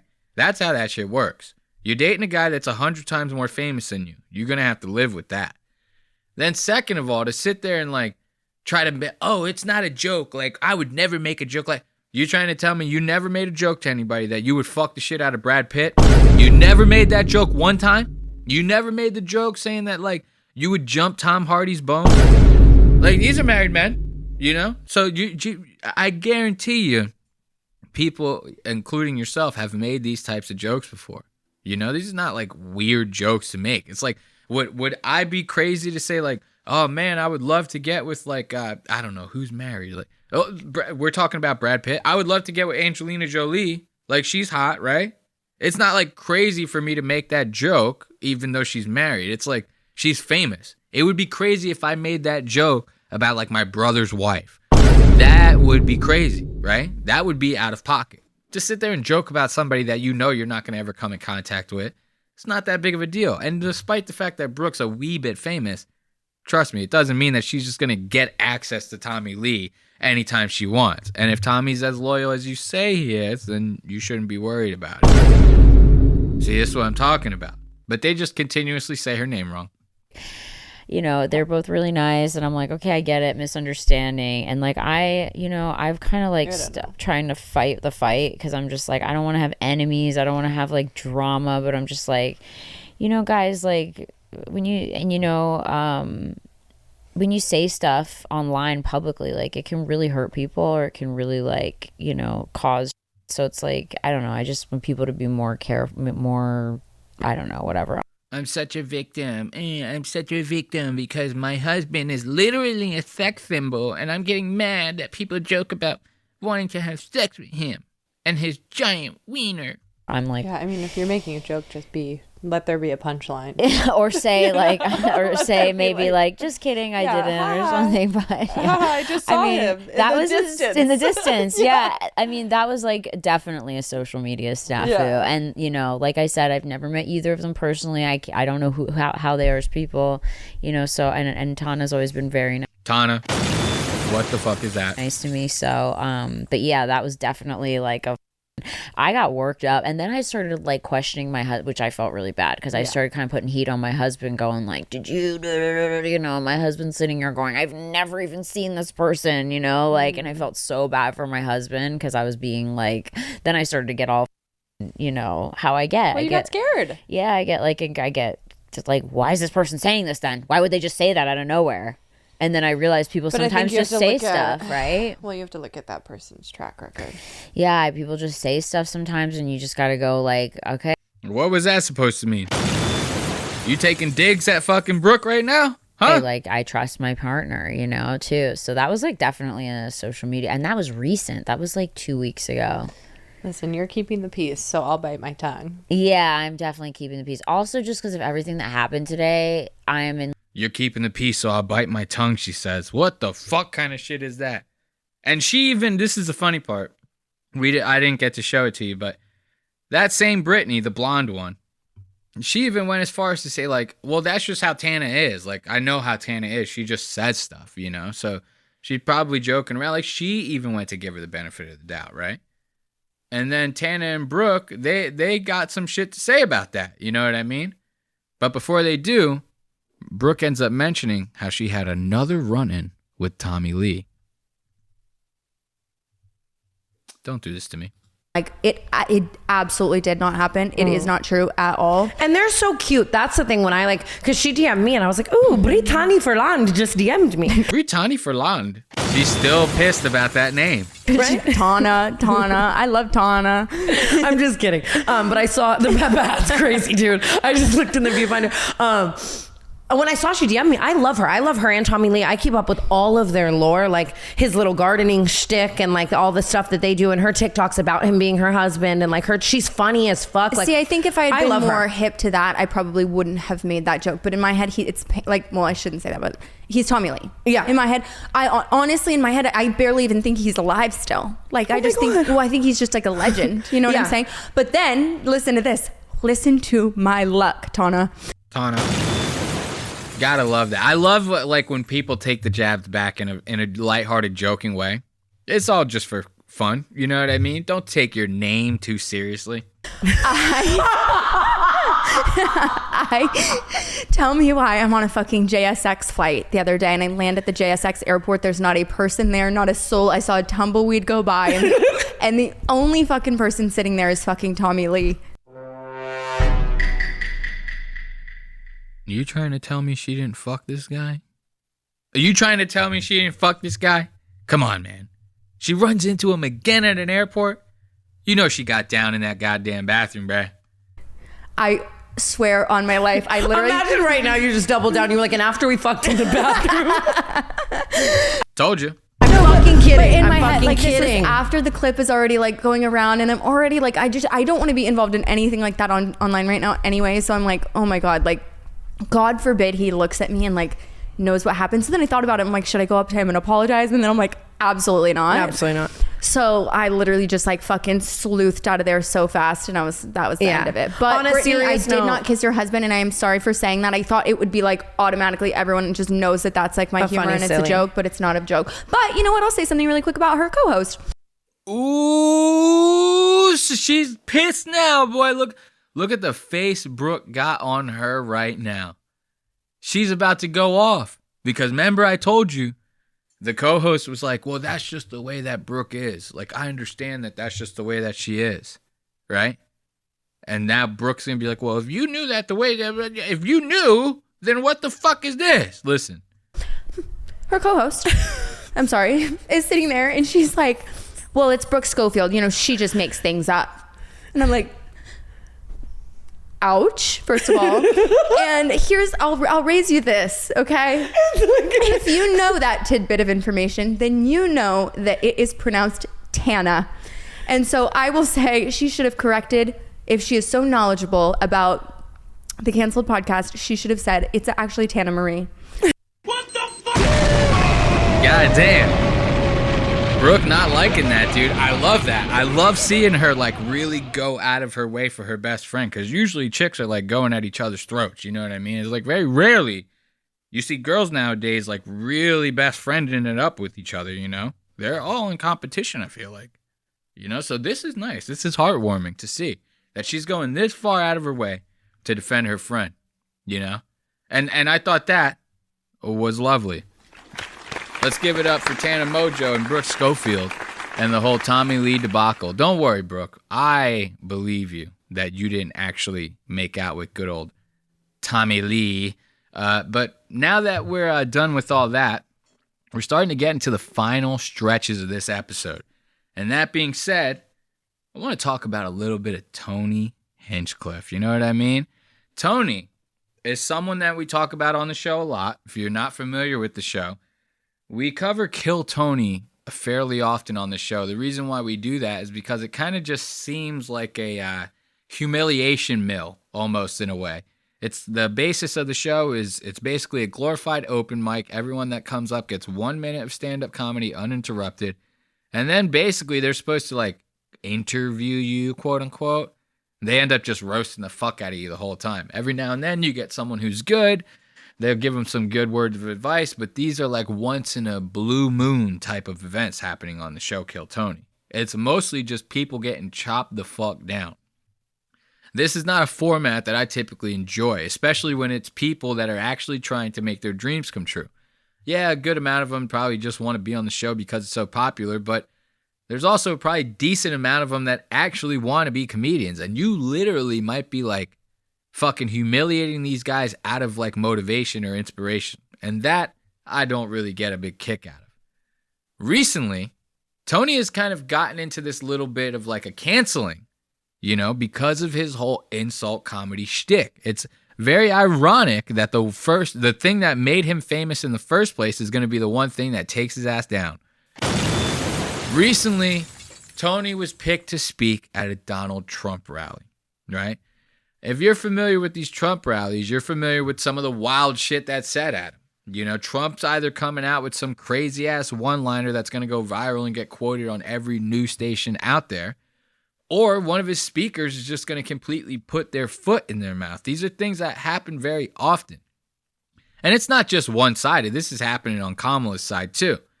The thing is, the media really likes to harp in on every single thing having to do with Donald Trump. So if you say something that doesn't fly in the public eye and you're even associated with this guy, that makes him the devil.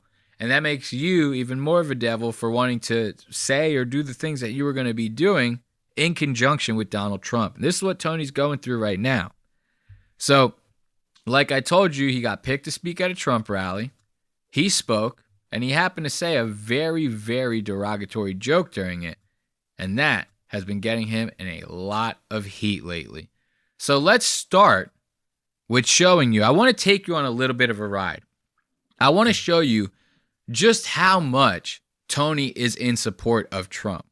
Because that's going to, when we take you on this roller coaster, this is the buildup, right? This is Tony showing his interest and support, practically endorsement of Trump and the party to win the presidential election. Then we're going to hit that high, right?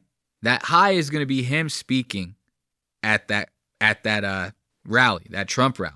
This is going to be the height, right? He's finally made it. He's telling jokes at a presidential electoral rally or whatever you want to call it. Then we're going to go on the downfall. This is after the joke and even Donald Trump's response to it. So we're going to start this segment off by Tony showing his support on just a random episode of Kill Tony for Donald Trump. Listen to this. Bullshit. But you've never been to Poland. No, I'm from Ukraine. My ancestry is Ukrainian. Oh, wow. Way to get the crowd on your side. There's some uneducated idiots that are rooting for you now. You hear Tony? Look at this guy. This guy looks like he's been in a tanning bed for the past 2 weeks. He's so red. Like, he literally looks like he was in a tanning bed the second before he got on stage.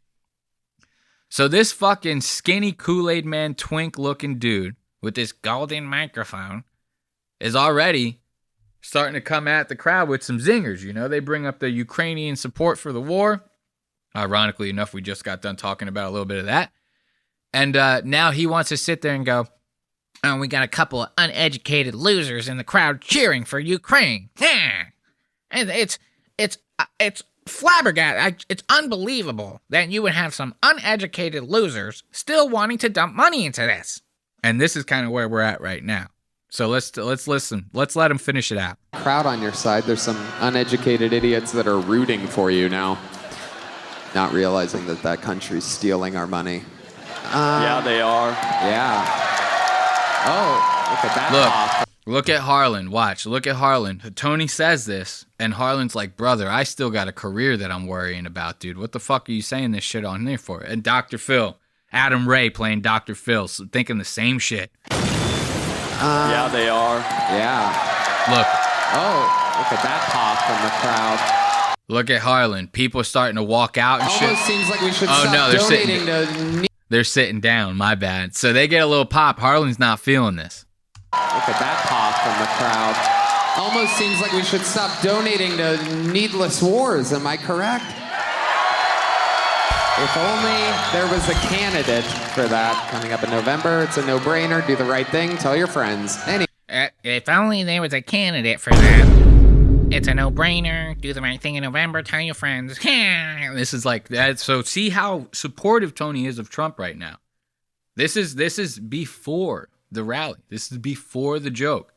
Tony is always publicly, he's been Trump for a little while now. Ever since he moved to Texas. Tony goes from Los Angeles to Texas. This is how big of a flip-flopper this fucking queer is. He's living in Los Angeles. The whole time he's in LA, you couldn't tell him there was a better city on earth. The greatest city on earth, Los Angeles, is always coming out of his goddamn mouth.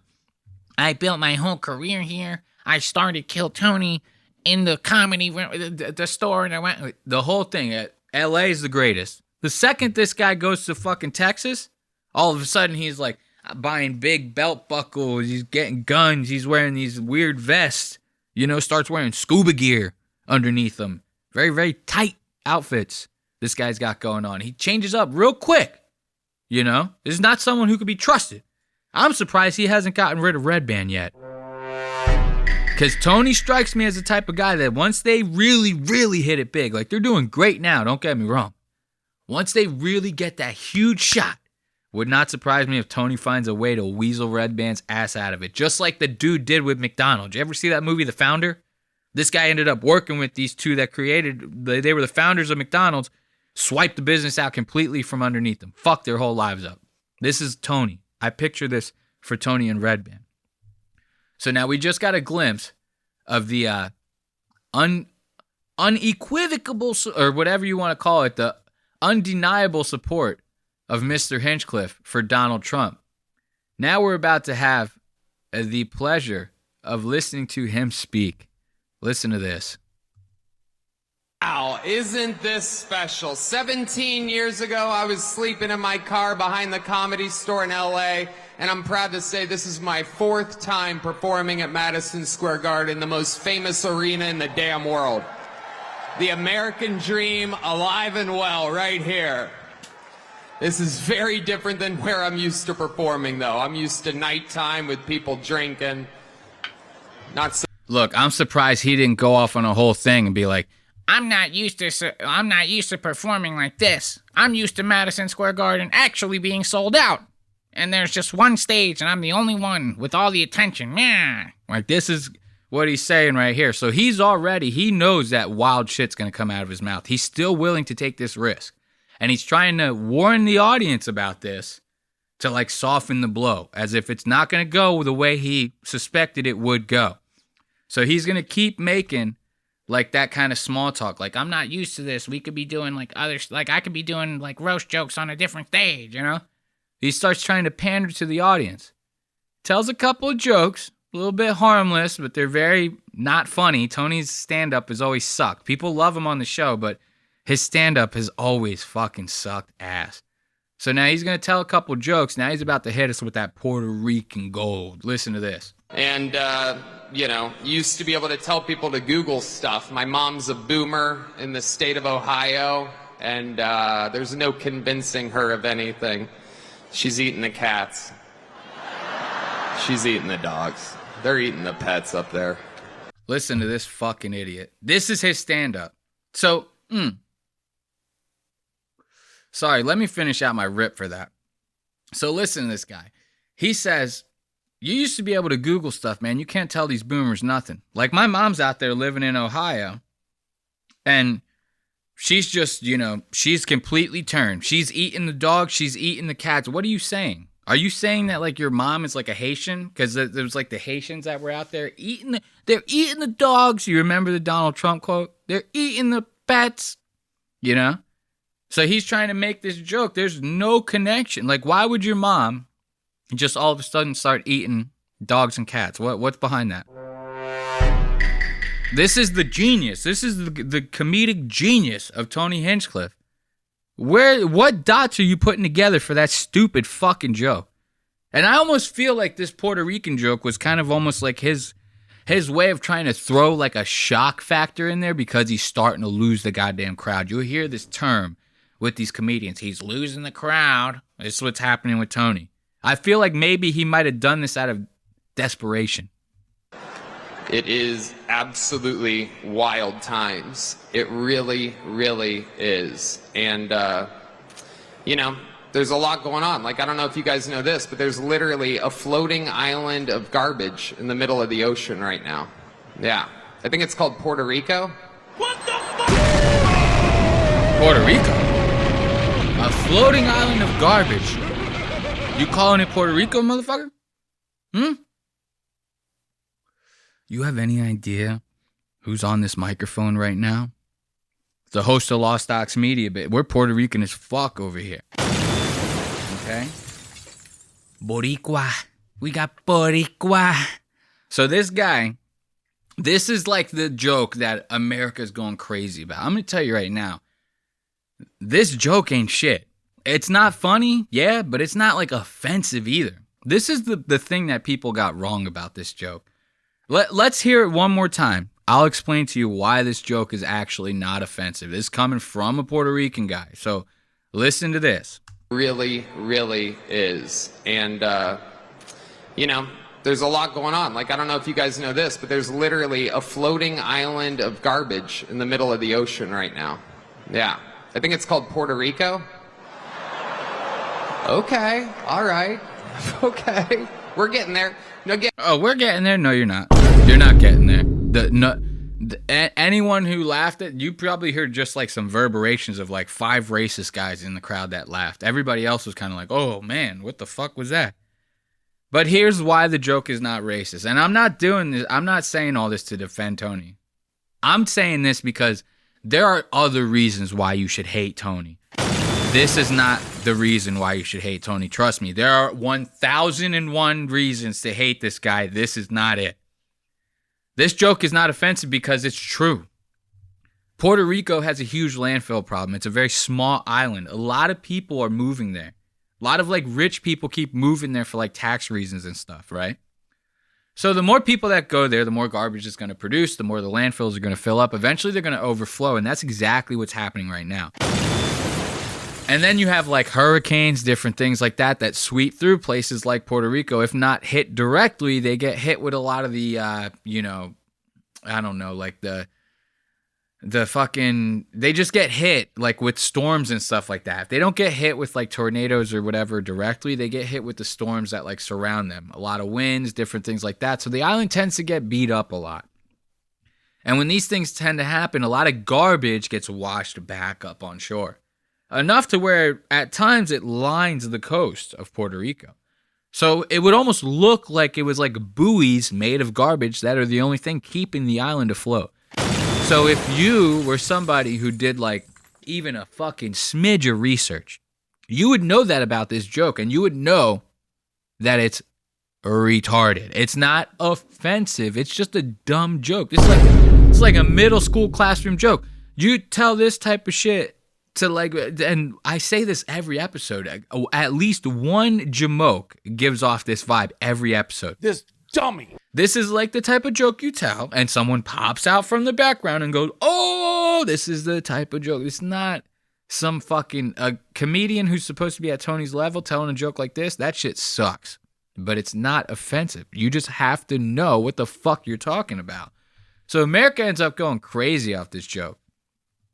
And this was like started to be like a little bit of like a downfall at this very moment too. Like the set starts going sideways after this. People start really losing Tony's side after this. And you're going to see this with the other jokes that he tries to tell. He's just flailing around. Feels good in here. The other side's got a lot of crazy endorsements. Swift, Eminem, Leo DiCaprio, Beyonce. Every day the Democratic Party looks more and more like a P. Diddy party. Oh. See what happened? He was starting to lose the crowd there. He kind of got them back by throwing in that Diddy joke. But this is kind of like what I was talking about when I brought up the Puerto Rico joke. It was like the jokes were starting not to work, so he just kind of threw in this like very big shock factor to get any kind of reaction from the audience. So he starts telling this joke about how all these celebrities, it's supposed to be like a Diddy party, but his cadence is so off that he starts losing the crowd in the middle of the joke. You tell a joke like that, you got to kind of like blast through the names to get to the punchline. Because what he did was he said, the Democratic Party, the opposite side, the one that we're campaigning against, he said their party, they got a lot of big names endorsing them. They got Justin Bieber, Taylor Swift, and he starts naming all these big names, Beyonce. It sounds to the crowd like he's pumping that side up, like he's trying to make them look good. So the crowd starts booing him because his cadence is off. He says the names like this person and this person and this person. You're giving the crowd too much time to process that. You need the cadence to be to where they get what you're saying, but you're not giving them enough time to react before the punchline. You want the punchline to be the reaction. So he's fucking this whole thing up right here, but he thinks by throwing in that shock factor right there that, oh, it's looking like a P. Diddy party with all those celebrities. He thinks he got the crowd back. He didn't. So let's listen to him think that he got them back, and then we'll move on to some other jokes that is going to prove that they're not on his side. Beyonce. Every day the Democratic Party looks more and more like a P. Diddy party. Oh, okay. Okay, that's what you guys want. All right. See Heck this? yeah, it's cool. Black guy with a thing on his head. What the hell is that? A lampshade? Look at this guy.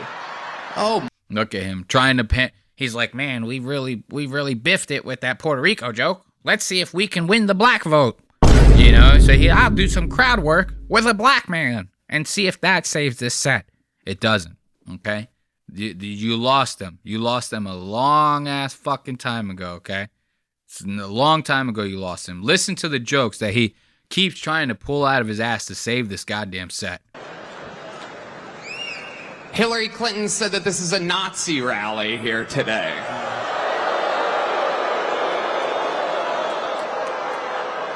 Can you believe that?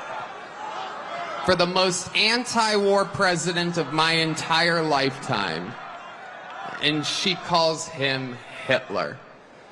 Let me remind you, Hillary, it was your husband who shot innocent people, or as he called them, interns. See, you get like maybe a quarter of the crowd kind of like understanding that joke. But that joke was such bullshit because it was like very old, outdated reference.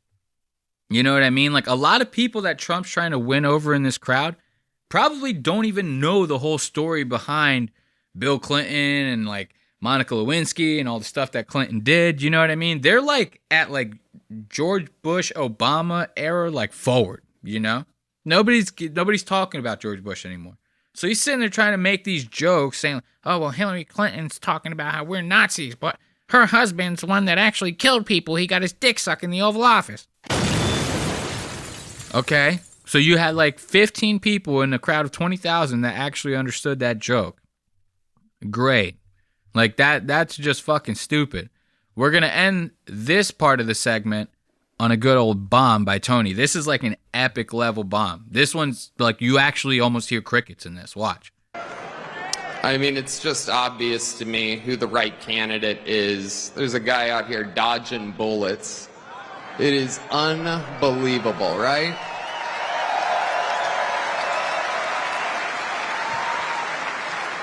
He took it right in the ear. Unbelievable. I thought about this. I don't know if you have. Coolest place to get shot. Like if you're gonna get shot anywhere on your body, that's where you want it. Right there. Technically, he got shot in the head, depending on if you're a Democrat or a Republican.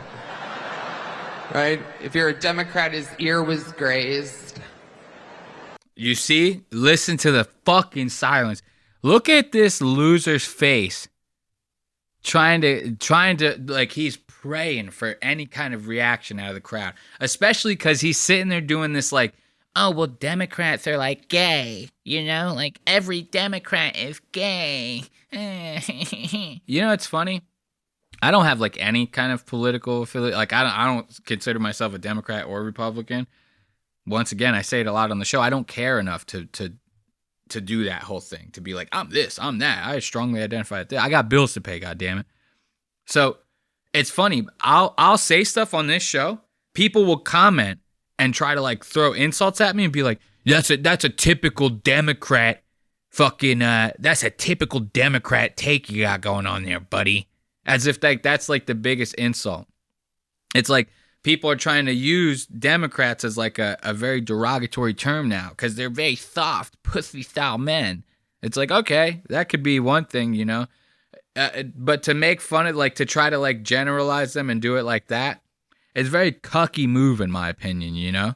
Especially when it's coming from someone like Tony. He's sitting there trying to pander so hard to this audience because he's looking at Trump's followers and supporters as like very rednecky, ignorant people.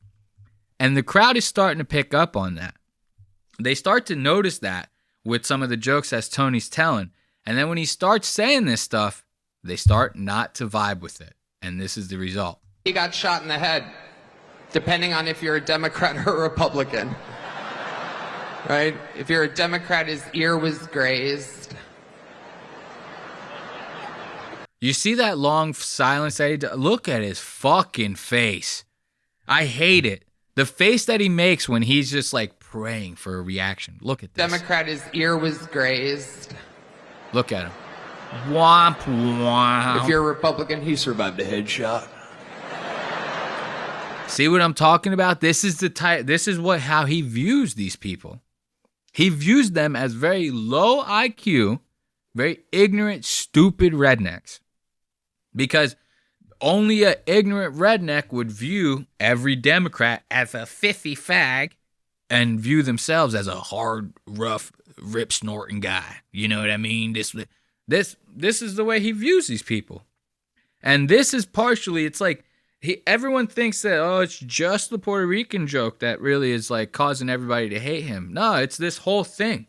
If they're not directly thinking about it subconsciously, they heard this set, they analyzed the whole thing in their brains, and this is the conclusion that they're coming up with.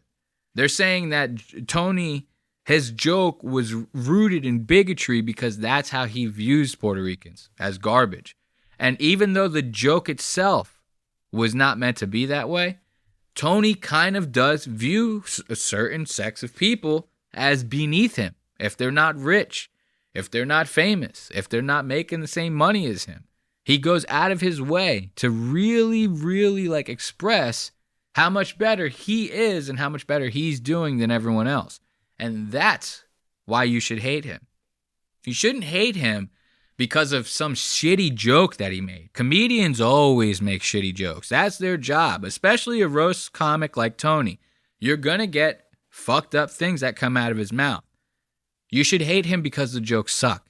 You should hate him because he's a shitty person, because he's an asshole, and he truly thinks that he's better than everyone else. And his defense, ooh, look at that. Tell me that shit didn't get deleted. Oh, his response got deleted. I knew I should have screenshotted that. So I had this link with Tony's defense in my show notes. I'll show it to you, right? I had this link right here. And I just clicked on it. This page doesn't exist. Why doesn't it exist? We're about to find that out right now, dude. This is great. Because he had this fucking response where he's like, these people calling me out, they're all idiots. I love Puerto Rico. I vacation there. Like as if like, okay, you got to, what the fuck? That means you're not racist because you go on vacations there and you hang out with nothing but white people at some crazy rich resort. That you're not racist because of that? Okay. Let's look, because he had a response to AOC and who's that guy that's running with Kamala Harris? Tim Walz, right? And he had a response to this, and his response was fucking classic. So I gotta see how. I cannot believe that they deleted that. I cannot believe that it got deleted. I have to see it. Somebody has to have that response. There has to be a screenshot of it. I'm sorry. I'm falling out a little bit, guys. I apologize to the listeners, but we have to see if there is a screenshot of this response because it was wild. So I'll play this clip. I'll just play a couple seconds of the clip with AOC and this Tim Walz guy. Yeah. I mean, it's like super upsetting. Obviously, it's super upsetting to me. My family is from Puerto Rico. I'm Puerto Rican. And like the thing that is so messed up that I wish more people understood is that the things that they do in Puerto Rico are a testing ground for the policies and the horrors that they wish to, and that they do unveil in working class communities across the United States. Look at AOC trying to act like she's not reading from her fucking computer. And trying to act like what she's talking about right now isn't complete bullshit and isn't completely like unrelated to the joke. She's trying to sit there and tie Tony's joke to the fact that she thinks that when the government comes up with crazy fucked up policies, they run them in Puerto Rico as a testing ground first to see if they'll work. Then they start bringing it to the mainland. I mean, there might be a couple times in history that that's happened. I don't think that that's really the case right now. Sounds like you're trying to connect dots that shouldn't be connected. And she basically wants to like loop you, the crowd, into like her fucking narrative of this whole thing, you know? Which, once again, you should not hate Tony for this. If you're going to hate him for his response. His response was actually insane. Like, I'm so butthurt that he deleted it because it was crazy. It was basically him going, AOC and Tim Walz, they're idiots. They have no idea what they're talking about. I love the people of Puerto Rico. I vacation there. I've been there like twice, okay? So I love it. So he's basically like saying like, oh, you love the place. You go there, all the people serve you. You know, you're sitting at some resort with a bunch of white people. You're not really like immersing yourself in the Puerto Rican culture. It's like, okay, you go, you stay at like a Four Seasons. Great. Nobody gives a fuck. You're basically like minimizing the effect that you had on the world, which once again, I'm not in defense of Tony. I don't think the joke was offensive, but you still have to read the room. You still have to play the proper steps to mitigate this whole situation, right? So to sit there and say something like that makes you sound like an asshole. Then he topped it all off by saying like Tim Walz and AOC should change their tampons. That's how he responded to this. No wonder it got deleted. His PR people are probably going crazy. There's been a bunch of stuff like this happening around Tony since this joke came out. His own band is starting to post stuff completely against him. So right after Tony ends up making that joke, Matt Muehling, the same guitar player that we talked about a couple episodes, getting on the mic and trying to chime in when Big J was making jokes to Cam Patterson, right? This guy should not have a mic on stage if he's just in the band. So he chimed in like that because he thought Jay was making like a racist joke about the way Cam talks, about how he can't understand Cam's ebonics, right?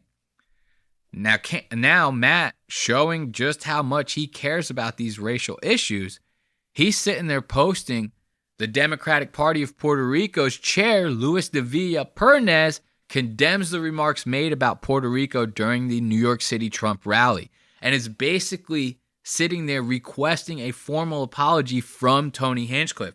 He's got to sit with Tony every week on stage, right? And he's sitting there posting his support against him. His own band is like mutinizing against him. This is all stuff that we want to see.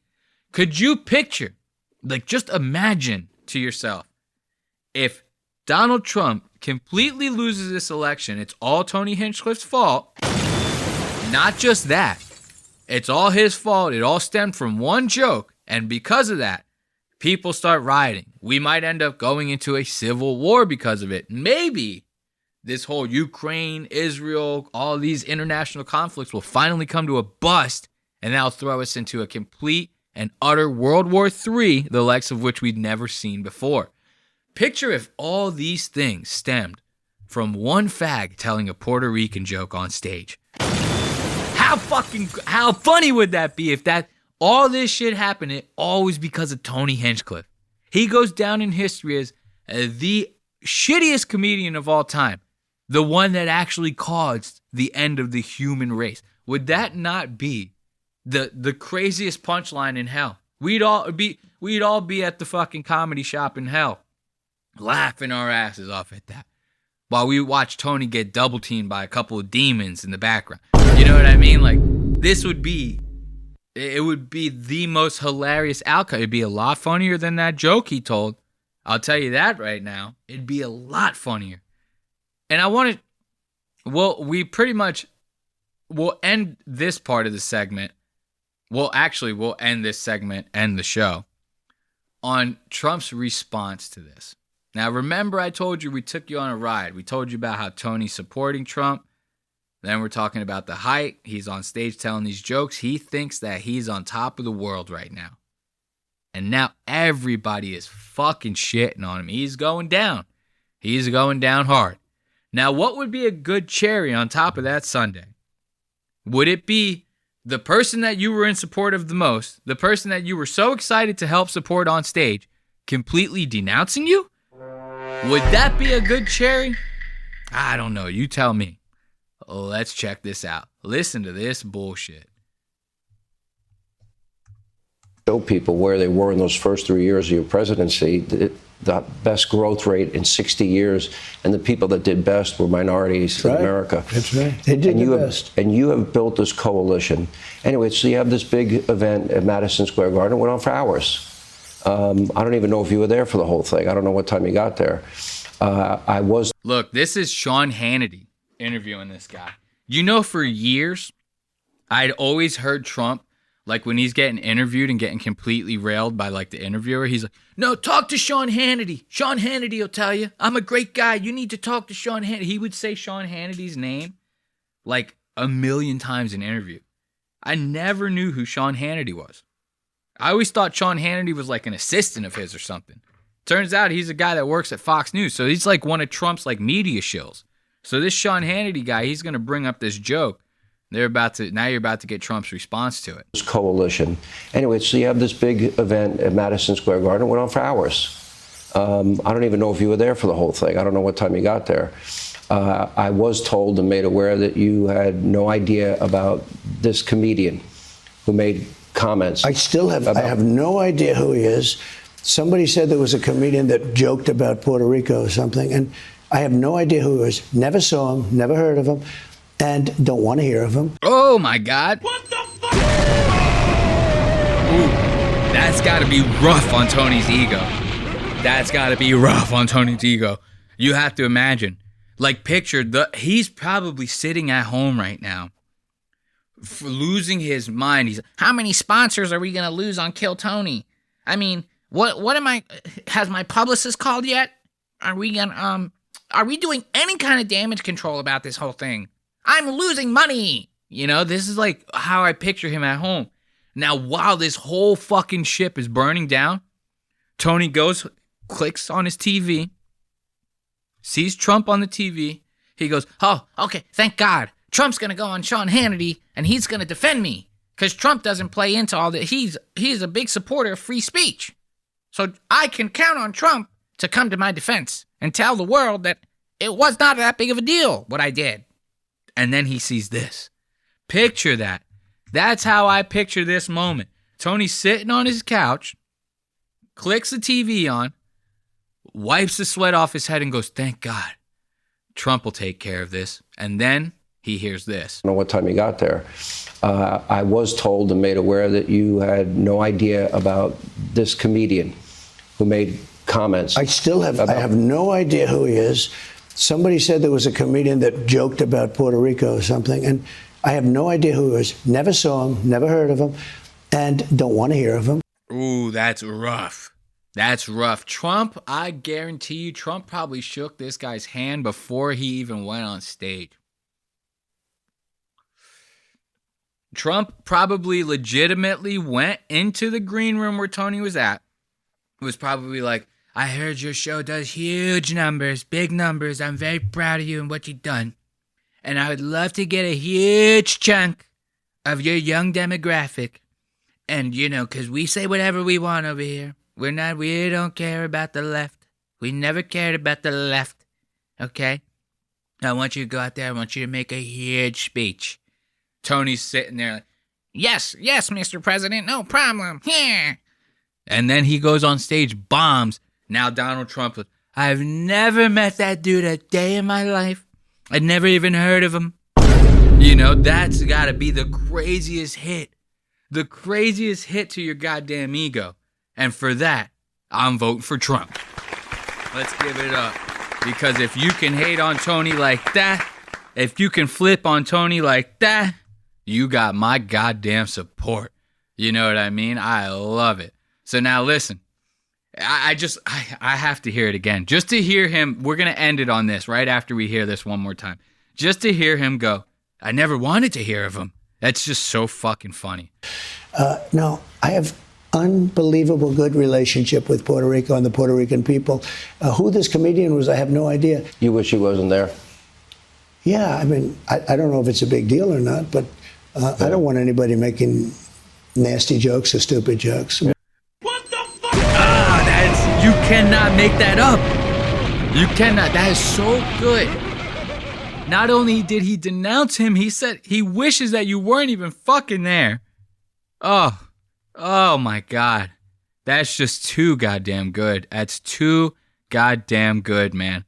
Just to hear Trump just saying this type of shit. Denouncing Tony on the reg doesn't get any better than that. So on that note, I will bid you adieu. Catch us on Spotify, Apple Podcasts, anywhere else you listen to your favorite podcast every Wednesday at 5 a.m. Same days, YouTube episodes go up at youtube.com/@LostAUXmedia. That's youtube.com/@LostAuxmedia. Those episodes go up at 4 p.m. That way, you can listen to your episodes on your way to work, and when you get home from work, you can watch them. That's just the way we do it here. So as always, I thank you for joining me in another week of debauchery where we cover some of your favorite jamokes. I'm sure you got a kick out of Tony's downfall just as much as I did. As always, you, the listeners, make this show what it is, so spread the word so we have more of you and the show will only get better from here.